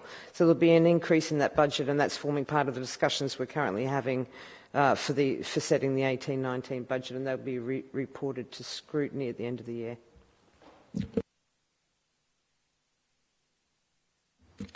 Thank you. That leads us nicely into the area I was going to question on, which was about staffing. And I mean, we know traditionally that, you know, for many years, especially in outer London, it's been really hard to recruit social workers on a permanent basis. And I think especially social workers who work in child protection, because it's a very demanding role, and, you know, there's a tendency for them to burn out, if I can put it that way. So I think what I'm looking for is some reassurances about how we're going to maintain our staffing levels so that we can keep our caseloads down, and how we're going to keep a culture in our social work teams that is open and enables people to, you know, to bring forward concerns without fear of retribution or anything like that, so that we are absolutely aware of what, you know, what is going on, and that we don't end up having a surprise, you know, as we have had now. So that's like kind of my main question. I may have others depending on where we get to with that. I mean, that's critically important. I mean, at the heart of this, you know, the people who are doing the work day in and day out are our social workers. And so having social workers who feel confident, who actually feel passionate about making a difference and changing children's lives is what we need. And they need to be supported well by line managers who are confident, who can actually give them space and some supervision and reflection. One of the things that we've been doing is looking at our model of social work practice. So we had been using a sort of systemic approach. And one of the things that our newly appointed principal social worker, who was appointed in July, interestingly in the middle of Ofsted, and she was due to lead this piece of work even before Ofsted came. But we've been engaging with staff about what should our new model of social work practice look like. We've had such positive engagement for staff. They feel really engaged in this discussion, and are really welcoming the chance to shape what it's going to look like going forward. And we're about to take that to our improvement board at the beginning of November, in terms of getting endorsement and sign-off for the approach that we wish to use. And obviously, when we get endorsement of that, we really want to do some sessions for members to understand that and for our partners to understand that approach. So the other thing, we've been doing very high levels of staff engagement, and making sure, as I said earlier, that we've got some very regular and some very formalised ways of engaging, as well as that more informal. I mean, one of the things, given my reduced span of control, is the amount of time I can now spend walking about on the floor and talking to staff and hearing informally as well as formally about how things are feeling and what we need to attend to. Can I add to that? Is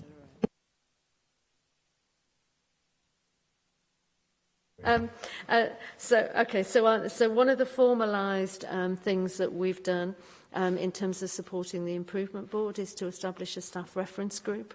And that's got about 17, 18 members of staff on it, because they represent across the whole service. And that staff reference group nominated themselves who was going to be the rep on the improvement board and the voice of staff. So they're right there, right in the middle of the improvement board. And I can just say our staff representative is not shy in coming forward in terms of telling it how it is. So I think we're already starting to model a very significant cultural piece that is so important as we do this work going forward. The other piece of work, and then I'll hand over to you, Joe, the other piece of work that goes alongside the staffing is actually to be clear about what is a manageable caseload. What numbers of social workers do we need at each part of the system? It is a complicated system, so we don't necessarily expect every social worker to have the same, depending on where they work, but we do expect caseloads to be manageable. And clearly, one of the issues is that caseloads were too high. in some parts of the service, particularly around the assessment and care planning. So that's dealing with new cases that are coming in, children who are on child protection plans, and those cases that are going forward into court and in care proceedings. That's where the real challenges in the service were. The numbers that the social workers are holding in our looked after teams are much lower, and what you see is a much stronger performance and set of performance data around stability of our looked after children and some of the progress that they're making. So it's not even, we've got an unevenness across the service. But one of the things we've got is we've got a relatively new director of HR in who's been working really positively with us in terms of looking at recruitment campaigns. We've got to do some work around career pathways and looking at how we actually help people as they start on their journey with social work with us and hopefully stay with us, and they've got the right training wrapped around them so they can look after their sort of professional development. I mean, one of the other issues that came up during Ofsted was some very strong comments from our AYSEs, and so there are social workers who just come off their training courses and they spend a year with us, like an NQT. It's a year where they're meant to be practicing and training at the same time. They're meant to have protected workloads, and then they have to submit a very a fairly extensive portfolio to evidence their work at the end of the year before they become fully licensed social workers, so to speak, in lay terms. We didn't get it right for them. It was really clear in terms of the engagement. I know Councillor Fleming and also Jo as Chief Exec has had with us. We didn't get that right. We've been doing a lot of work to listen, make reparation, and actually really make sure that we learn from those mistakes. So, you know, a strength in the organisation is an ability to know that we didn't get things right, but to learn from it and not repeat those mistakes again. So we are now starting to get, we've had 24 of those ASYEs who've now gone through. They've now passed. We're about to have a graduation ceremony for them at the beginning of December. And our new cohort started this week. We've got 10. So this time we've gone for a smaller number. We're really clear about what we're wrapping around them, and hopefully they'll have a really strong start to their career with us. Oh, sorry, Jo, I don't know.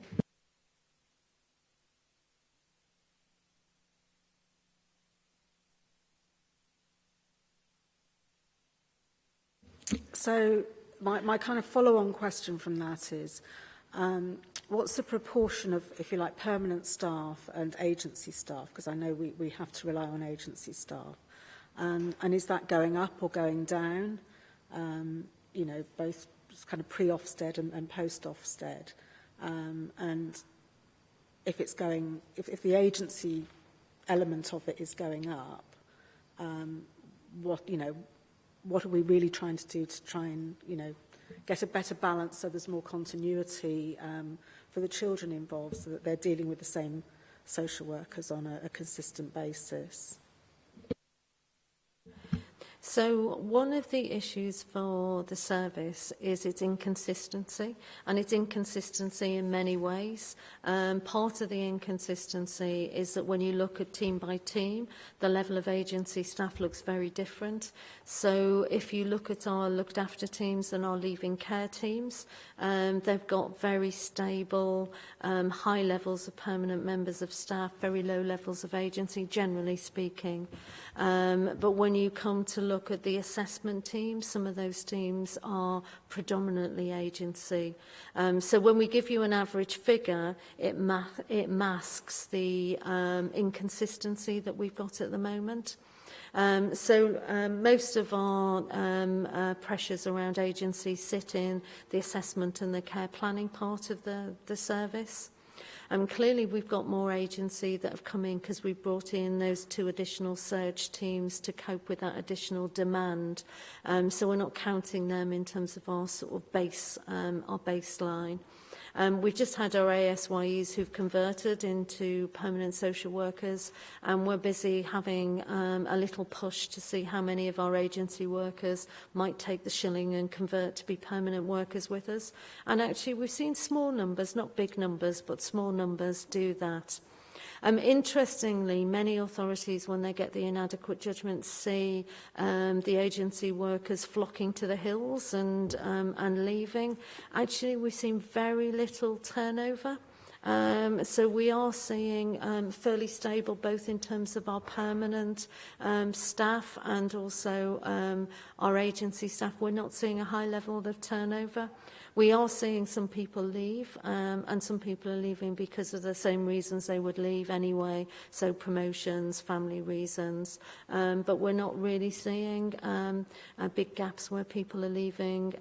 Actually, people are wanting to work with us in terms of our improvement journey. But this is going to be an area where I'm sure you're going to wish to scrutinise as we go forward, and we bring more detailed reports to you about the work that we're doing. Do you have a feel for the percentage of agency and permanent staff? And I know I accept what you say about, you know, it's different across different teams. But I think, you know, it'd be good for us to have a baseline of how things are, or certainly how things were before July, how things are now, and then when we look at this again in the future, you know, it's something that we can map the trend. All that detailed information will be there ready for you at the next scrutiny meeting, because I think because it is so variable. Actually, giving average numbers doesn't help. So we need to just make sure that you will have it. I say a lot of work's been going into that work. It's going to the improvement board, and we'll bring it to the next scrutiny so you can see it in its full detail.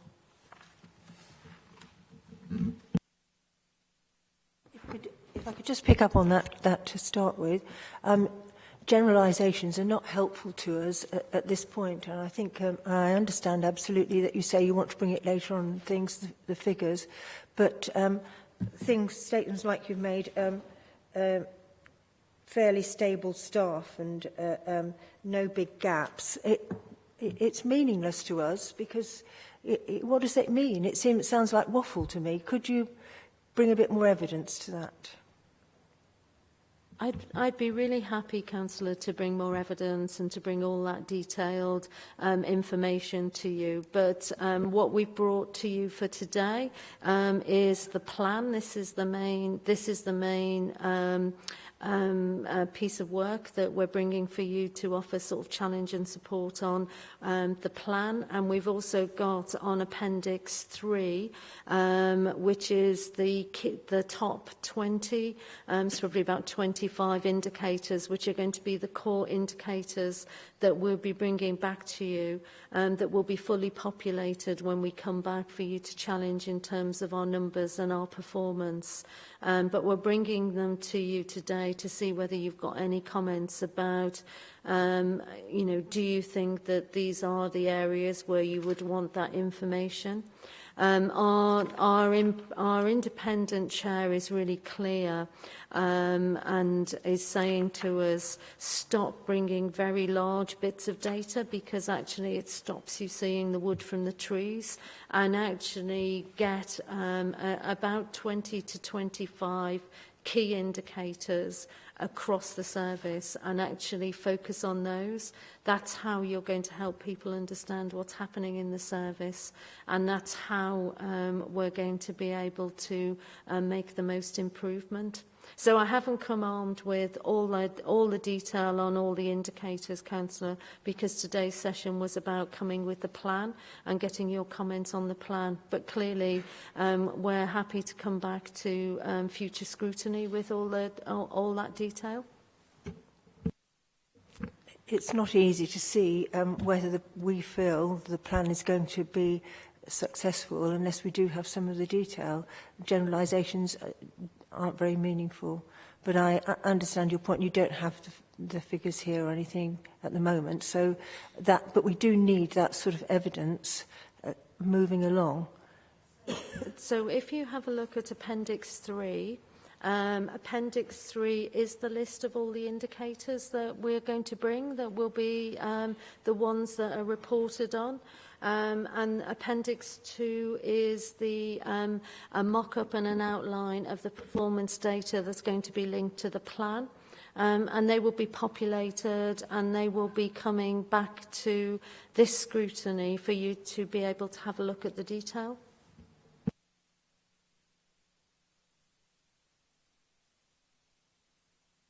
If you go into the main agenda and you go into the bookmarks, you'll find the Appendix 3 as one of the bookmarks, and that's the easiest way to find it because it doesn't flow, as I said.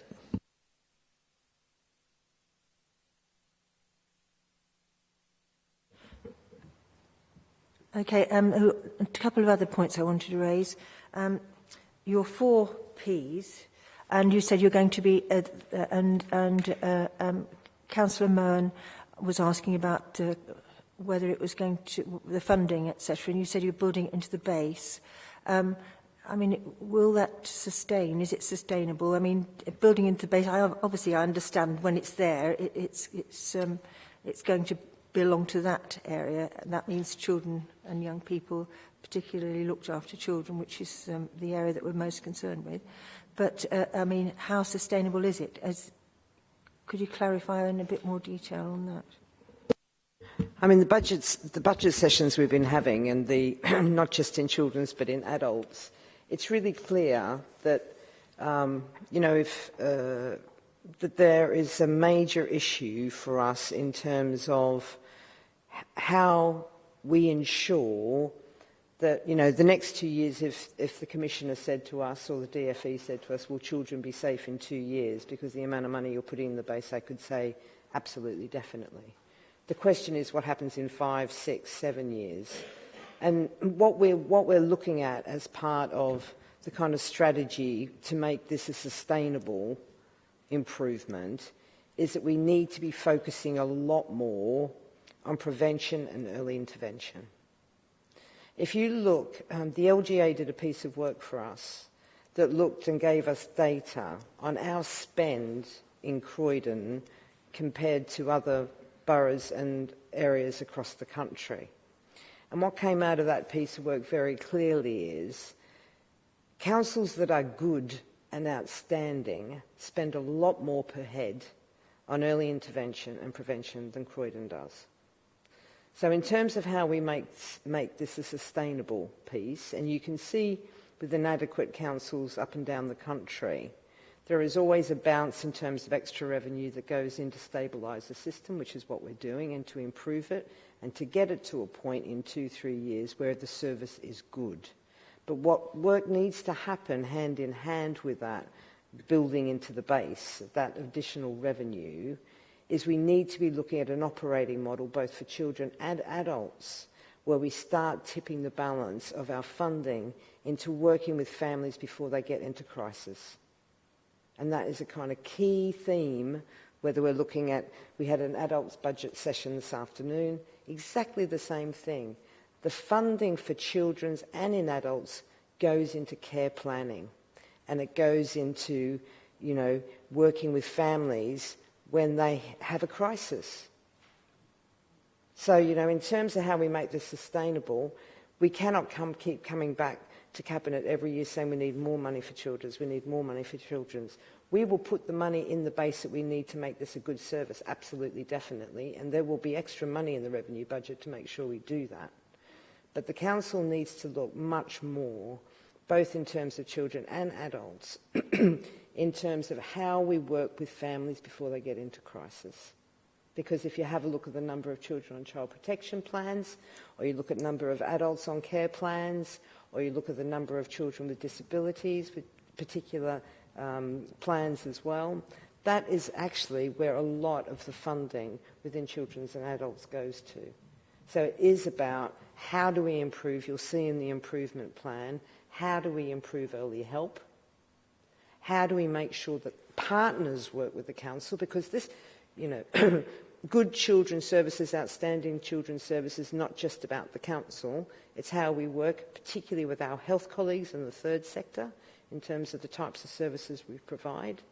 So a key thing within the plan you'll see is how do we improve our partnership working to make sure that we work with our partners to create, if you like, the right kind of targeted support to families when they need it right at the very beginning of their journey, rather than when they get to the point of crisis. And I think that early help, the work around family link teams that we have, which we want to actually strengthen and actually make it a lot stronger. The focus of Barbara will tell you in terms of the model of care and the model of social work we're looking about, focusing on strengthening families. All of that work, the ambition is to make sure that we work with people at the very earliest stage. And that's going to be an absolutely key part in the work that we're doing in terms of making this a sustainable model post being a good council.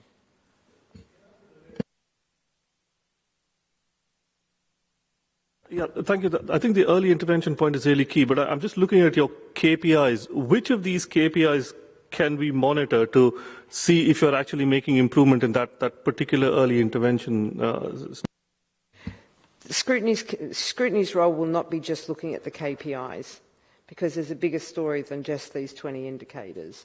You've got a whole series of actions that you will be holding us to account, the lead member and officers to account, in terms of our delivery against that. And within the section of the, I'll find the section, but the section of the improvement plan that deals specifically with those early intervention point, there are key actions in there in terms of the work around our early help offer.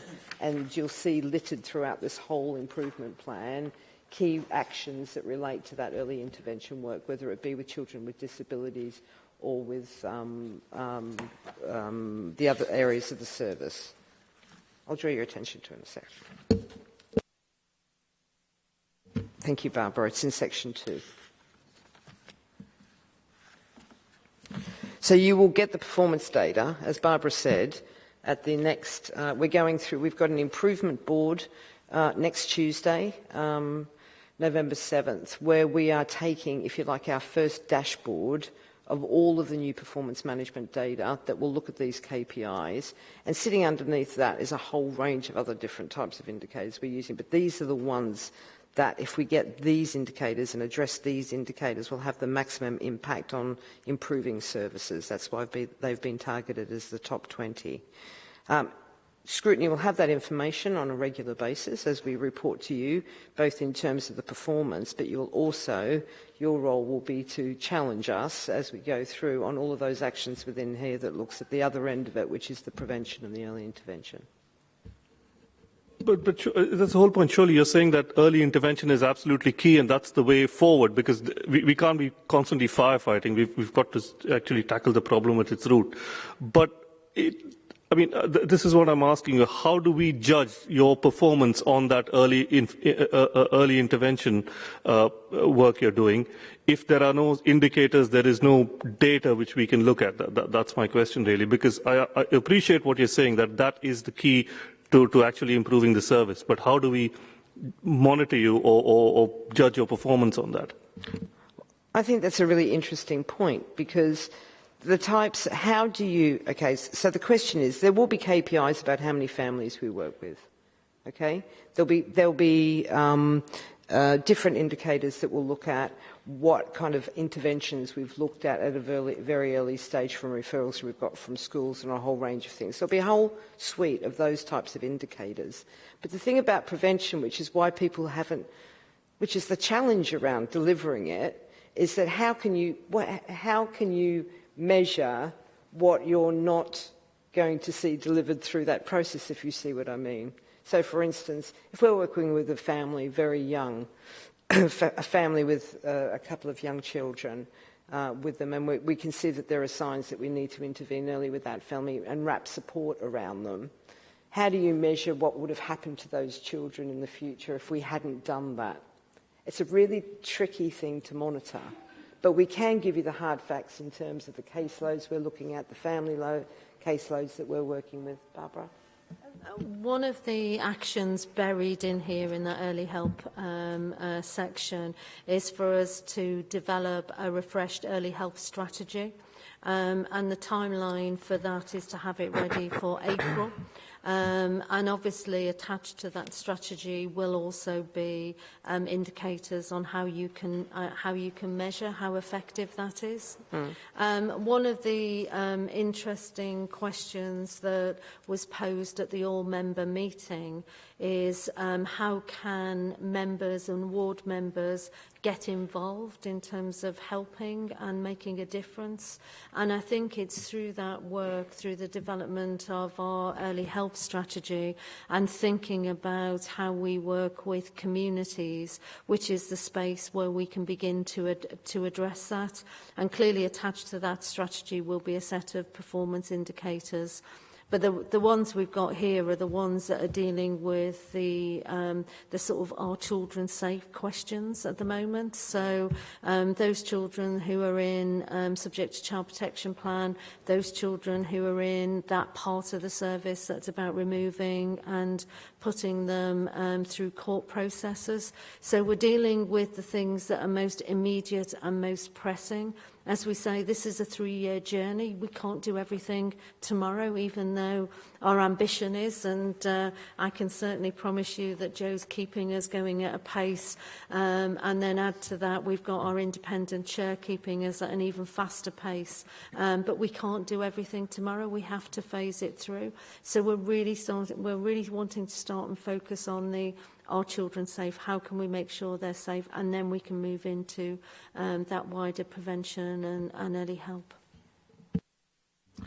Okay, it's 8:45 and there's quite a few items issues I want to get onto it, so I'm going to ask both councillors and the officers if we can keep it succinct. The purpose of this is for us to give comments, and I want at the end of it I'm going to try and move away from long-term solutions. What we want to know, I would just really ask people to concentrate on, is how do we improve this plan, right? That's what I need at the end of this, is a number of recommendations and conclusions, okay? So, Jack.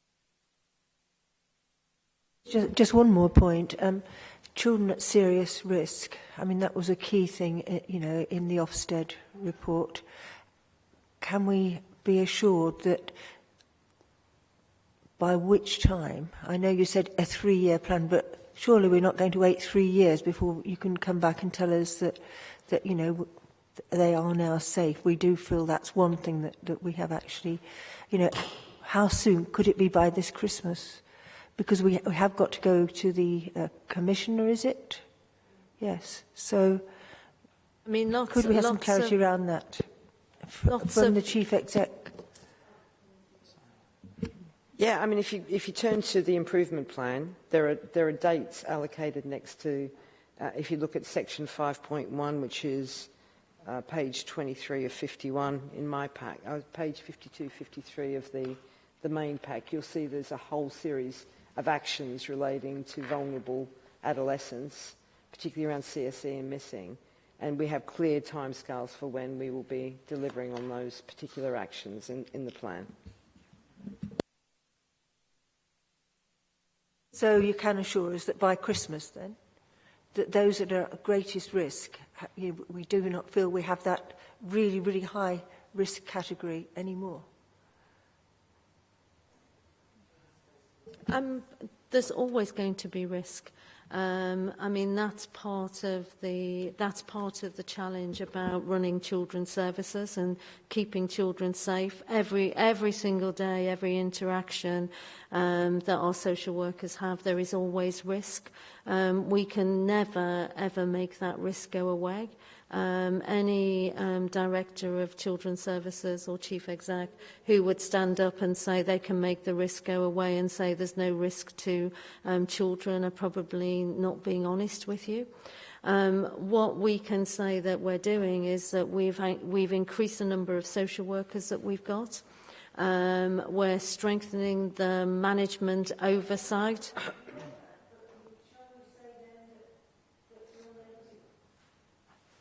we know all that because you've already told us that. But are we saying then that we'll never achieve that? So we'll never pass. We'll always be a failure, because that's one of the areas that they have failed us on.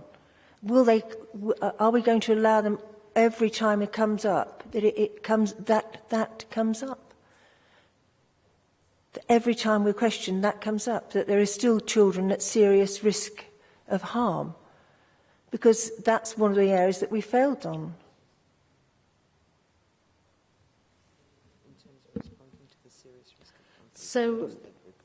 So in terms of what is in the Ofsted report, there will always be risk of harm. There is always risk of harm, even in good and outstanding authorities.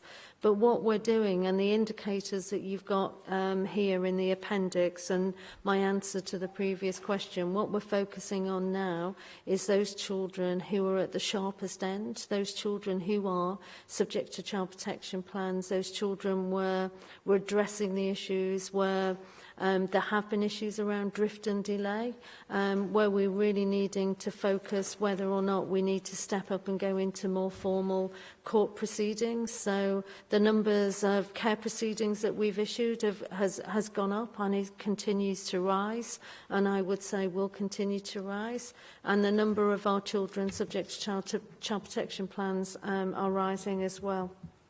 We're also brought in, two of the additional staff that we brought in are additional staff who are doing auditing. So they are people who are looking at individual cases and raising issues. So we've got stronger checks and balances in the system. And we have a new interim head of quality assurance who starts with us tomorrow. And one of the pieces of work that we commissioned right at the beginning is Achieving for Children to come and work with us around our quality assurance framework. So the checks and balances that good authorities have in place to check that those children who are at risk of immediate harm or significant harm, we're actually making sure that our practice is improving and continues to improve every day. Yeah. Stephen. Thank you, Chair. I'll try and keep these quick. I'm just going to come in a couple of phases. Just on a quick headline overview.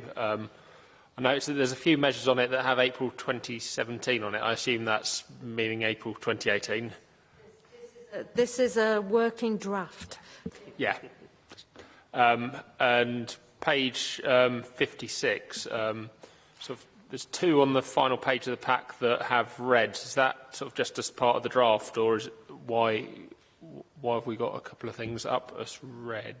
We can. I've stuff. And which section of the report you're talking to? So page 56, Children's Service Ofsted Improvement Board Performance Tracker. Final page on ModGov. Action Progress Rating 1.6 is a red. 1.7 is a red. So is there any reason for that, or is that it looks like that might just have been filled in for? Sorry, I haven't got mod.gov. Oh, so okay. So these are the mock-ups in terms of what it's going to look like, so you can see it. That's cool. When you see these indicators, lots of these indicators will be red. Yeah. Because we've chosen the ones that are red and the ones that we really need to pay attention to. There is no point in us bringing you a set of data that are green. Yeah, no, that's fine. I just wanted to clear that point in my head. Let me just try and get my questions up rather than ModGov. So yeah, again, I think Appendix 3 again. I think it'd just be handy if that can be used as a one-page dashboard, as in referencing between the 2 or 3 documents. It can get a bit unwieldy, and that's perfect. I think in terms of my comments on the actual piece of work itself, I think it's broadly positive, and look forward to seeing progress on it. I think in terms of my thoughts, I think linking on potentially from sort of the topic Vidi mentioned, maybe there's something that we could look at through some of the measurables linked in with the gateway services on the early help. Obviously, how that looks like, I'm not the expert. I think the key other areas for me is sort of on the assurance and the accountability side, and just want a bit of clarity on a couple of things and sort of a couple of suggestions, really.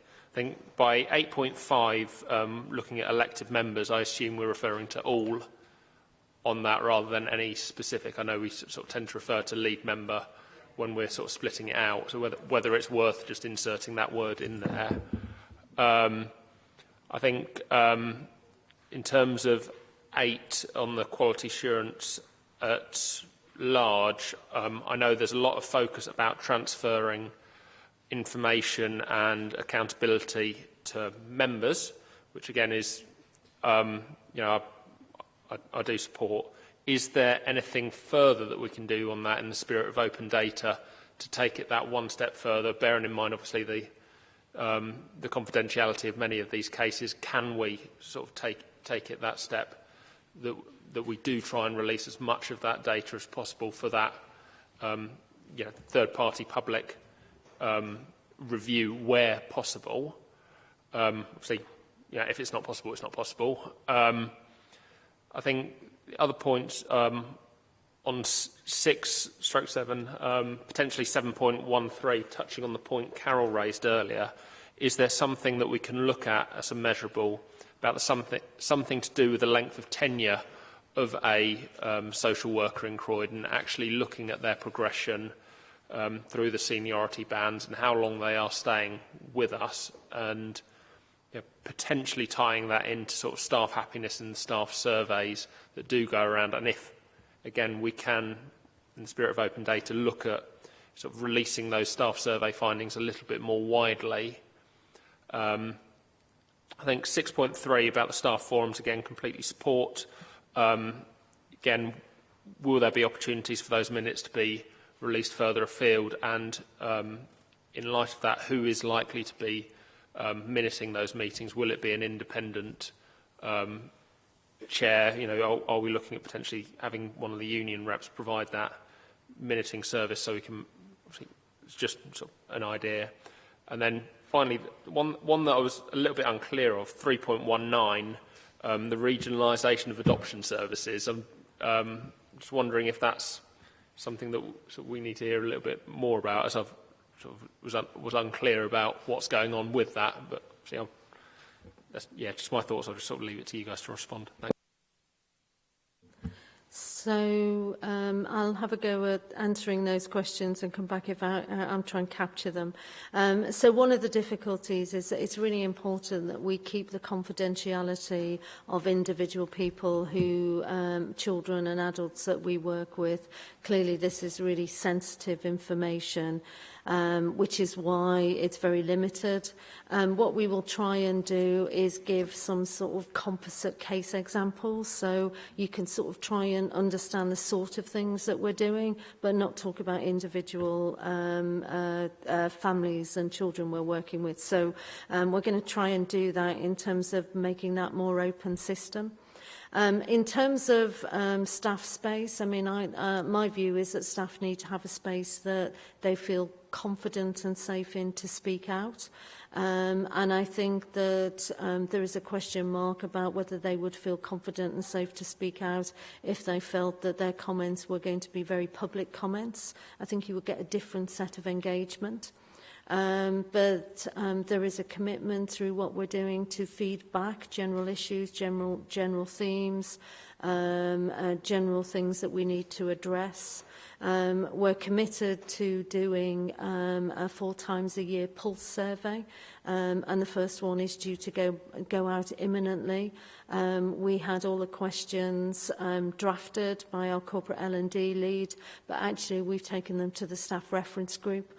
So the staff reference group that I talked about previously that's going to support the improvement board have done the final shaping of that, and they're ready to be signed off in the next few days. And our plan is that we'll do quarterly surveys using the same questions to staff, and obviously the feedback on that will form part of any wider scrutiny and wider feedback on the workforce and the staffing issues as we come back to future meetings. Should it be union minuted? I would say no. There is a really important role for unions, but I don't think that's the same as a general staff engagement. I think that's a sort of no for me. What was that? Oh, regionalisation of adoption. I am absolutely certain that this is an issue that Children's Scrutiny would like to spend more time on. There is a very significant push from the Department for Education that we must, all local authorities must be part of some sort of regionalisation arrangement. That isn't just sharing with another authority. It has to be a much bigger footprint than that. There's been quite a lot of work happening in London. We've had decisions for members to explore the regionalisation of adoption. We will need to come back, I think it's June, as in a meeting last week. We need to come back in June or July next year for decision making about whether or not we want to become part of a London regionalised arrangement. There's an awful lot of detail behind that, but I'm sure sometime between January and decision making in June, I am certain it will be a subject that Children's Scrutiny will wish to have a look at.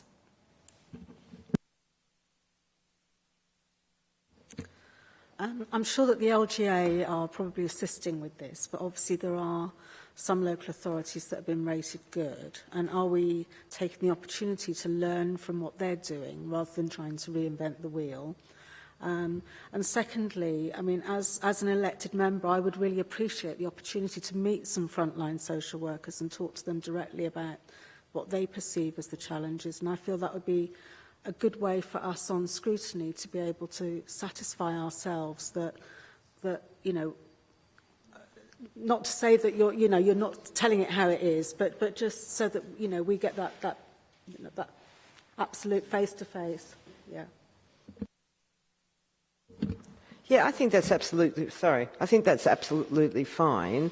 I mean, I would suggest as well, if you wanted to, that we have a very good representative from the staff reference group that sits on the improvement board, and that you can invite whoever you want to scrutiny to talk to them directly as well. So there's kind of other ways in which you can get the feeling for what's actually happening on the front line, either through the formal mechanisms that we've got the network, or visits that Barbara can discuss with scrutiny members in terms of meeting frontline staff.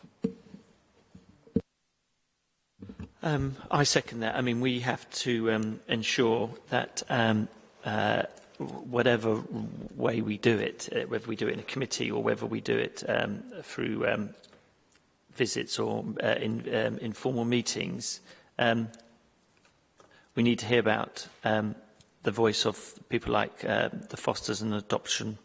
We need to hear the voice of the frontline staff. We need to hear the voice of the child that somehow is coming across. So, you know, there is more work for us. But I do want to go back to the improvement plan, and then there's some issues through the improvement plan that I think needs reworking or potentially for you to go away and think about. I think the one, you know, I'm going to start at the end. I think the platform improvement, which is 11, priority is, I don't think it's where it should be. I notice on one section, when you condense it down, it's about establishing ICT systems and support that enables high quality social work. Elsewhere, it talks about effectively the organisational system of support, and I think we don't want to get wrapped up in that this is an ICT issue. So when I read, you have to go. Sorry about this. You have to jump on this mod between one and the other. It's not that one I want, sorry. Looking at the action plan, that if I read what's on this one, which is establish ICT system, then I read the improvement plan, it's establish organisational support and fit for purpose system that enables high quality social work. And I think we need to hone in on that. My concern about this, and I'll go back to where I sorry, just need to jump back to my one I had actually the notes on. Sorry,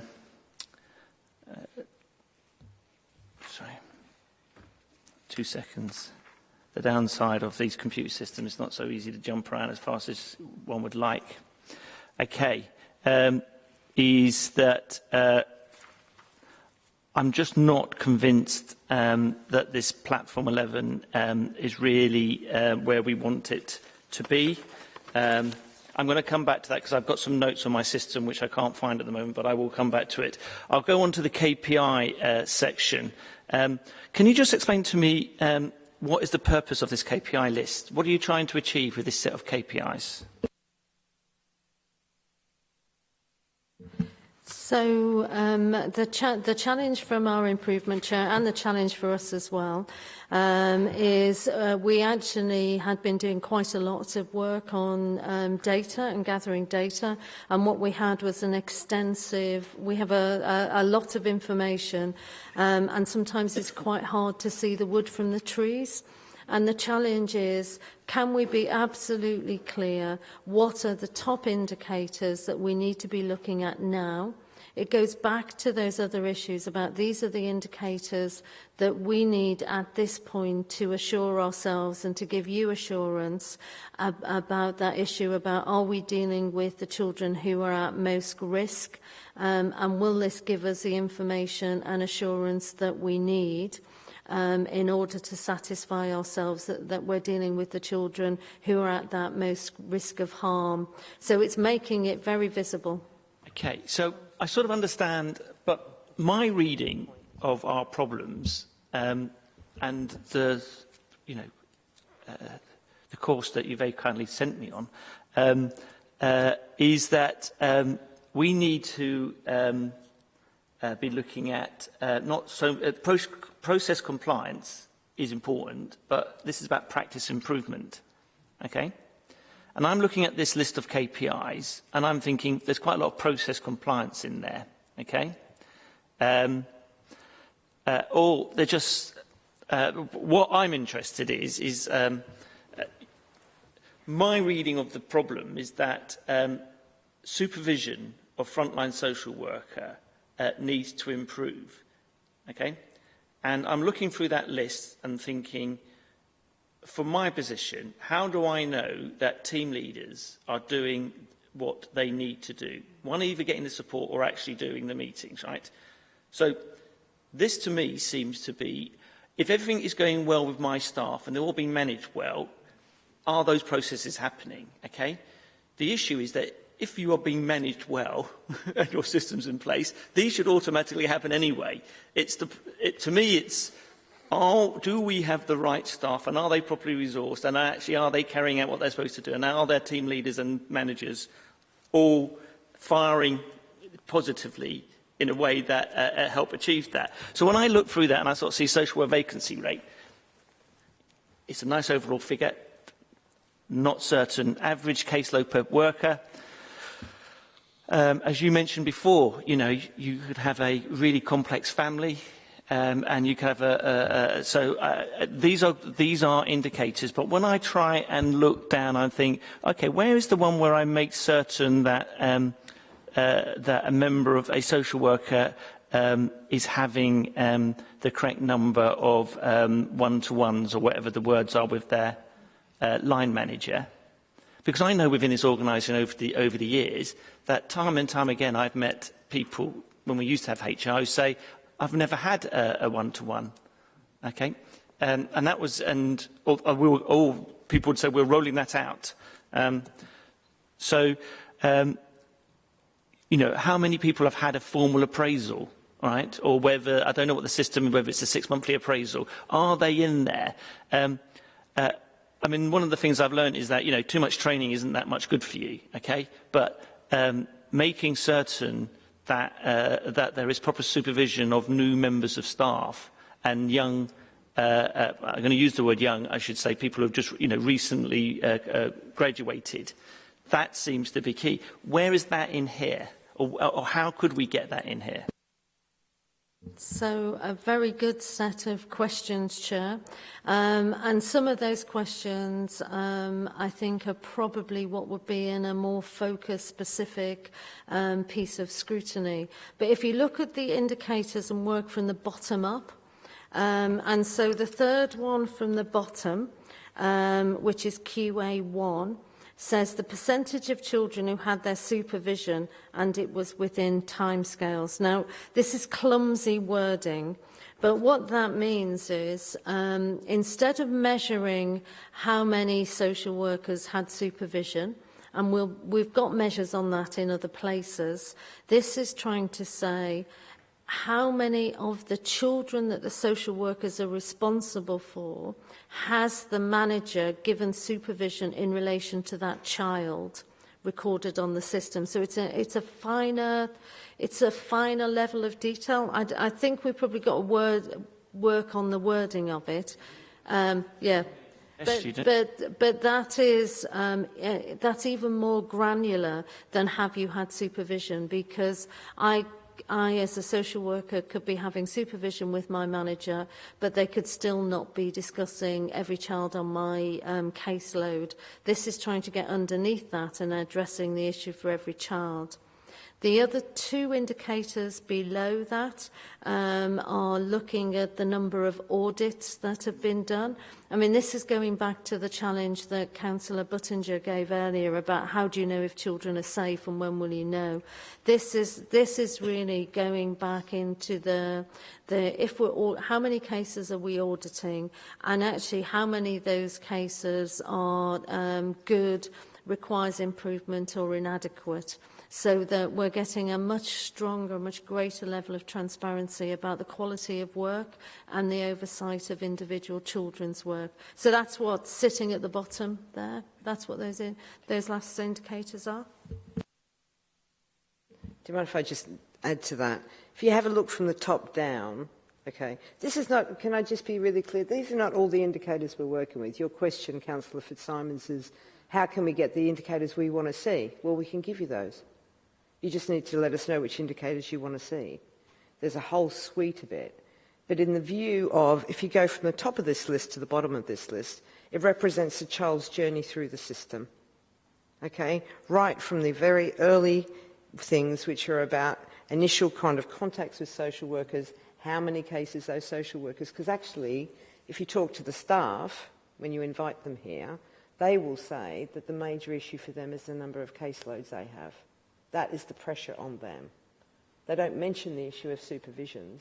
They mention, if you actually talk directly with those frontline staff, the most important thing for our frontline staff and what they're really looking to us is how are you going to adjust the number of cases we're dealing with, because they're at times very complex and a whole range of other things. So if you have a look at these are not the exhaustive list of everything. They are the things that we assess, the chair of our improvement board assess, and we've run these critical indicators past the Commissioner for her view on whether these are the right top 20. And the view of all of the people that are working with us on those is those are the things that we really need to actually deliver on, reducing the caseloads, the contacts piece, all of the work around child protection plans, the ones monitoring the children on child protection plans more than 2 years. All of those are the key, if you like, indicators looking at that child's journey through the system. Joe, I understand, and it's getting late, but... I'm sorry, I'm just answering your question. No, I know, yeah, but you know what? You're also answering in a way to say, well, these are the ones that we've been told are the journey of the child, right? And I understand that, but you know what? My reading of this is that I was coming to this review to look at this as set of this appendix and the top 20, and particular comments from it, we'd like your comments. If we do then say it, and your line is that, well, this is pretty much what we've been told that we should have, frankly, I don't really see the point of me really continuing on this point of the 20 indicators. Personally, if you want my view, I think there's too much about the process. These are not key performance indicators for someone like myself. They may be, some of these may be for your internal ones, and they may be important. They're performance indicators. But personally, right, I think it's about how well the staff are managed in this process, and I'm not getting a sense from those set of indicators, and those are my comments on it. As I said, I don't see the point of continuing the discussion any further on that area. I will put that forward as my view that I'm not happy with that set. I also want to get an understanding of the role of the councillors, of Councillor Fleming and Councillor Khan in this improvement plan. And so I'd be quite interested to know what both of your roles are in ensuring this is happening. That, what is your, Councillor Fleming and then Councillor Khan, if you could come and sort of say, what is your role in this process? Just very briefly, just to touch on, and I know we've moved on, but in relation to how well the staff are managed, I would suggest that that's something that if you want to look at in further detail, that we bring back to one of the sub-scrutinies to look at under a deep dive. Just to throw that in relation to my involvement in this plan, as you'll be aware, I actually sit on the improvement board. I have regular weekly meetings, one-to-ones, not just with Joe as the Chief Executive, but more importantly, not to take away from you, but in this journey, with Barbara as the DCS. Shafi, as my deputy, attends the mass majority of those meetings. We have also been speaking directly with the independent chair of the safeguarding board to ensure that the partners are linked in directly into the improvement plan. And again, your comments in relation to the staff and frontline practice, ensuring in terms of that clear line of sight that there is direct contact with frontline practitioners to ensure that what we're hearing at a strategic top level is matching what the feeling is on the front line.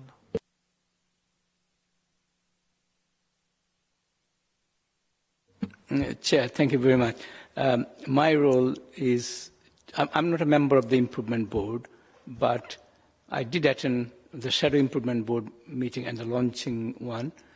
But most of the time when I'm invited, I do attend meetings, and also I attend the briefing with the DCS and the cabinet member and with the chief executive as well and with the leaders.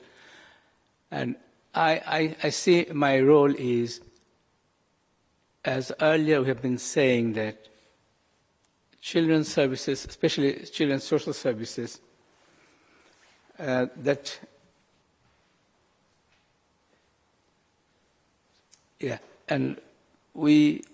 I see my role as obviously to support the lead member or cabinet member, and also to raise the issues with the officers like you are doing tonight. And I remember I also been challenging some of the data and dashboard. For example, I can give you a practical example. Multi-agency safeguarding hub, when the calls come in, how they rate it, within how many days, whether it's a children in need or it's a child protection, how all this process, obviously data when presented to us, obviously we raise this issue, and also about the caseloads. We also raise this issue, so I try to support the cabinet member on this. Can I just say one thing? It's a very complex issue. I'll give you an example. Say child C comes to school. One of the teachers noticed that she's waddling, and they try to talk to the child. I'm making up this child C, but facts are there. and then it has been referred to, and the social worker who is dealing with it, is from outside it sounds or seems it's a very easy thing to deal with it. Oh, going back and pin down the people who live in the property, arrest them and say, it doesn't work that way. I mean, it's a very complex there. The social worker needs to make the right move, talking to the partners and dealing with the issues, because the child's mother might say, oh, she's making up the story. It's a very complex issue. I mean, sometimes we sit in the meeting and I feel enraged, but then I learn that it's not always the one-sided thing. We have to be not judgmental, objective, and that's why caseloads, in some cases, when assessment we're talking about, even if it is higher, even I'm not happy myself with the average caseload. And I ask that question, can we have breakdown like this? Up to 15, then 15 to 20, 20 to 25, some sort, and it will be done that way. So, because for me, average doesn't make any sense. I don't understand, I don't have the feeling of what does it mean. Yeah, sure. Sorry, can I just add one little, just a follow-on from what Councillor Khan is saying, is we currently have a review of the terms of reference for the corporate parenting panel and indeed the forward plan, and it takes into account, you know, some of the examples that he's just put forward in terms of how we then, as corporate parents, are able to go under these KPIs into the detail for those young people and their experiences right across the board, regardless of where they are in their journey along this assessment process. Thank you, councillors. I mean, it's something that this committee will be asking you going forward. Because one of the judgments I think that Scrutiny has to make over time is both of officers and chief exec and of the councillors in this position is whether you are driving these changes through and whether you're keeping the pressure on in terms of the officers. As I said, we're on the start of this journey. But I just wanted to make certain that my expectation, and I would assume the chair of Children and Young People, is that part of any review of these ones will involve what I would hope would be searching questions of you as in your role as the accountable councillors. Only to agree, and the only thing I would add is just your comments in relation to those performance indicators, and that a lot of them are in relation to compliance. And the importance of that actually is that, you know, if we're talking about foundations and very much like you said about ensuring that we're driving forward that plan, is to ensure that the foundations are correct. And some of that is in relation to compliance and making sure that the things that need to be done are done. So, you know, again, moving forward, I'll be more than happy to answer your question. Thank you. Seeing the time, as I said, I have my views that the KPIs certainly, in my case, are not going to give me. I don't think are going to give me an understanding of how well we are managing our staff collectively or our workforce issues. There is data there, but I'm not, as I said, I'm not really getting a sense of satisfaction that that we can monitor from that workforce issues. what the answers are, that's really down to you. Those are my comments.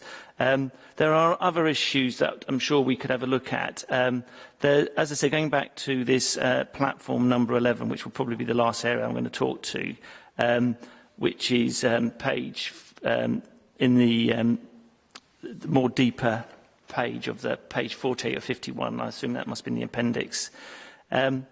Where it goes on to say, establish organisational support and fit-for-purpose systems, right, and enable high-quality social work. As I said, in other areas, that sort of reduced to about being ICT, and I'm sure that isn't the case. It talks about the staff says at the bottom of that, business support will help me do my job. Business support responds to the changing needs. Right? What I don't really get an understanding of is what is their current complaints. And it would be very useful, without it going into... and it is sort of a slight issue I have, actually, with this improvement plan, is that we get a lot of staff saying what they want, but I'm not getting always too much of an understanding of what staff saying what the problem was. It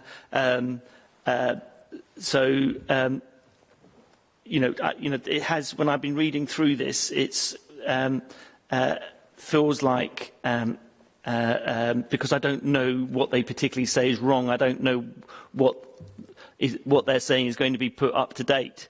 One of the only other question and that's more of a comment because I don't actually have the data. I don't expect you to be able to give me what all the staff are saying or particularly is wrong, and maybe it's not. This is not the time.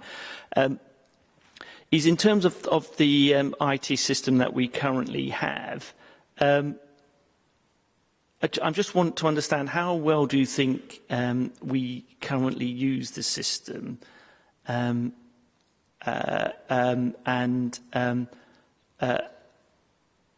when you're looking at trying to improve it, as it says you will be doing in here, what are the outcomes that you're looking for, in a sense, of what the system should be performing? It says here that it will be easier.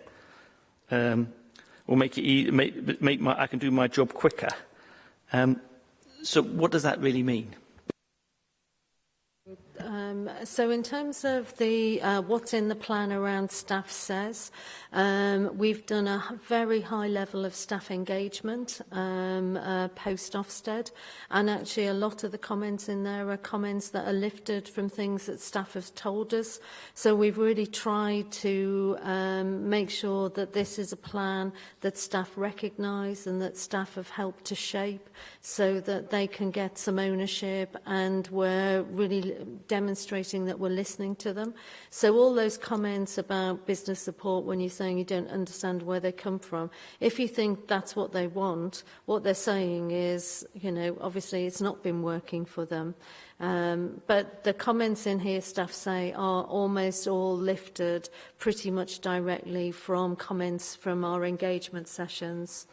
In terms of how well is the IT system, there are probably a small number, I would say a very small number, two really well-known IT systems for children's services across England at the moment. We have one of the good ones. There are two good ones, really recognised that most people use.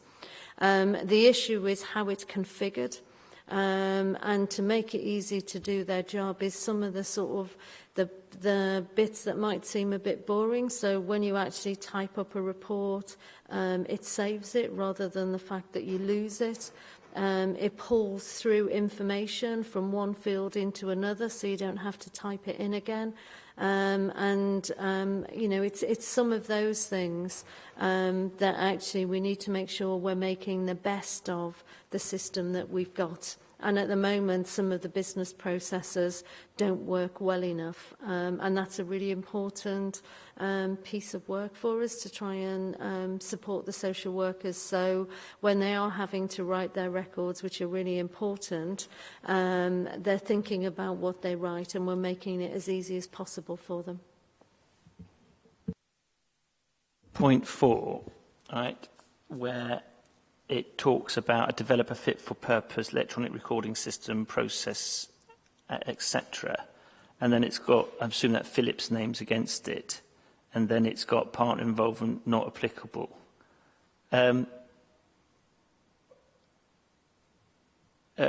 What does that, you know, what overhaul does that mean? So, as I said earlier in the meeting, one of the actions higher up is that we're about to develop and launch a new model of social work practice. When you launch that model of social work practice, it changes all your business flows. So it changes the standard forms and the formats of what you use. Therefore, you have to align all your electronic systems, your processes, and the workflows so that it works. So there's actually quite a lot of work. It's a major piece of transformation. And that's what the summary of that is. And why we don't need any partners is that most of that work is just done within the council. We're not dependent upon any other partner to align with us. In terms of fixing how business reports run through our IT systems. Okay. And does anyone have any other questions? Okay. Thank you for starting late and coming here. As I said, I think we need to have a think about our comments and suggestions in light of comments made. As I said, we will try and get our comments and if there are any recommendations to you as soon as possible. So I'd like to thank you for your for spending so much time with us. I just need to extend standing orders for a short bit so they can finish off the rest of the meeting. Can I have a seconder? Is that agreed? Agreed. Thank you.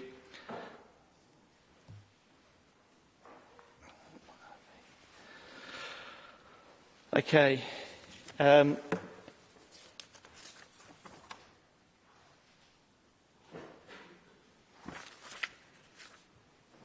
just give the officers and councillors a chance to leave the room. I think we can end the webcast now because we are effectively at the end of the meeting. We can end the webcast, yes.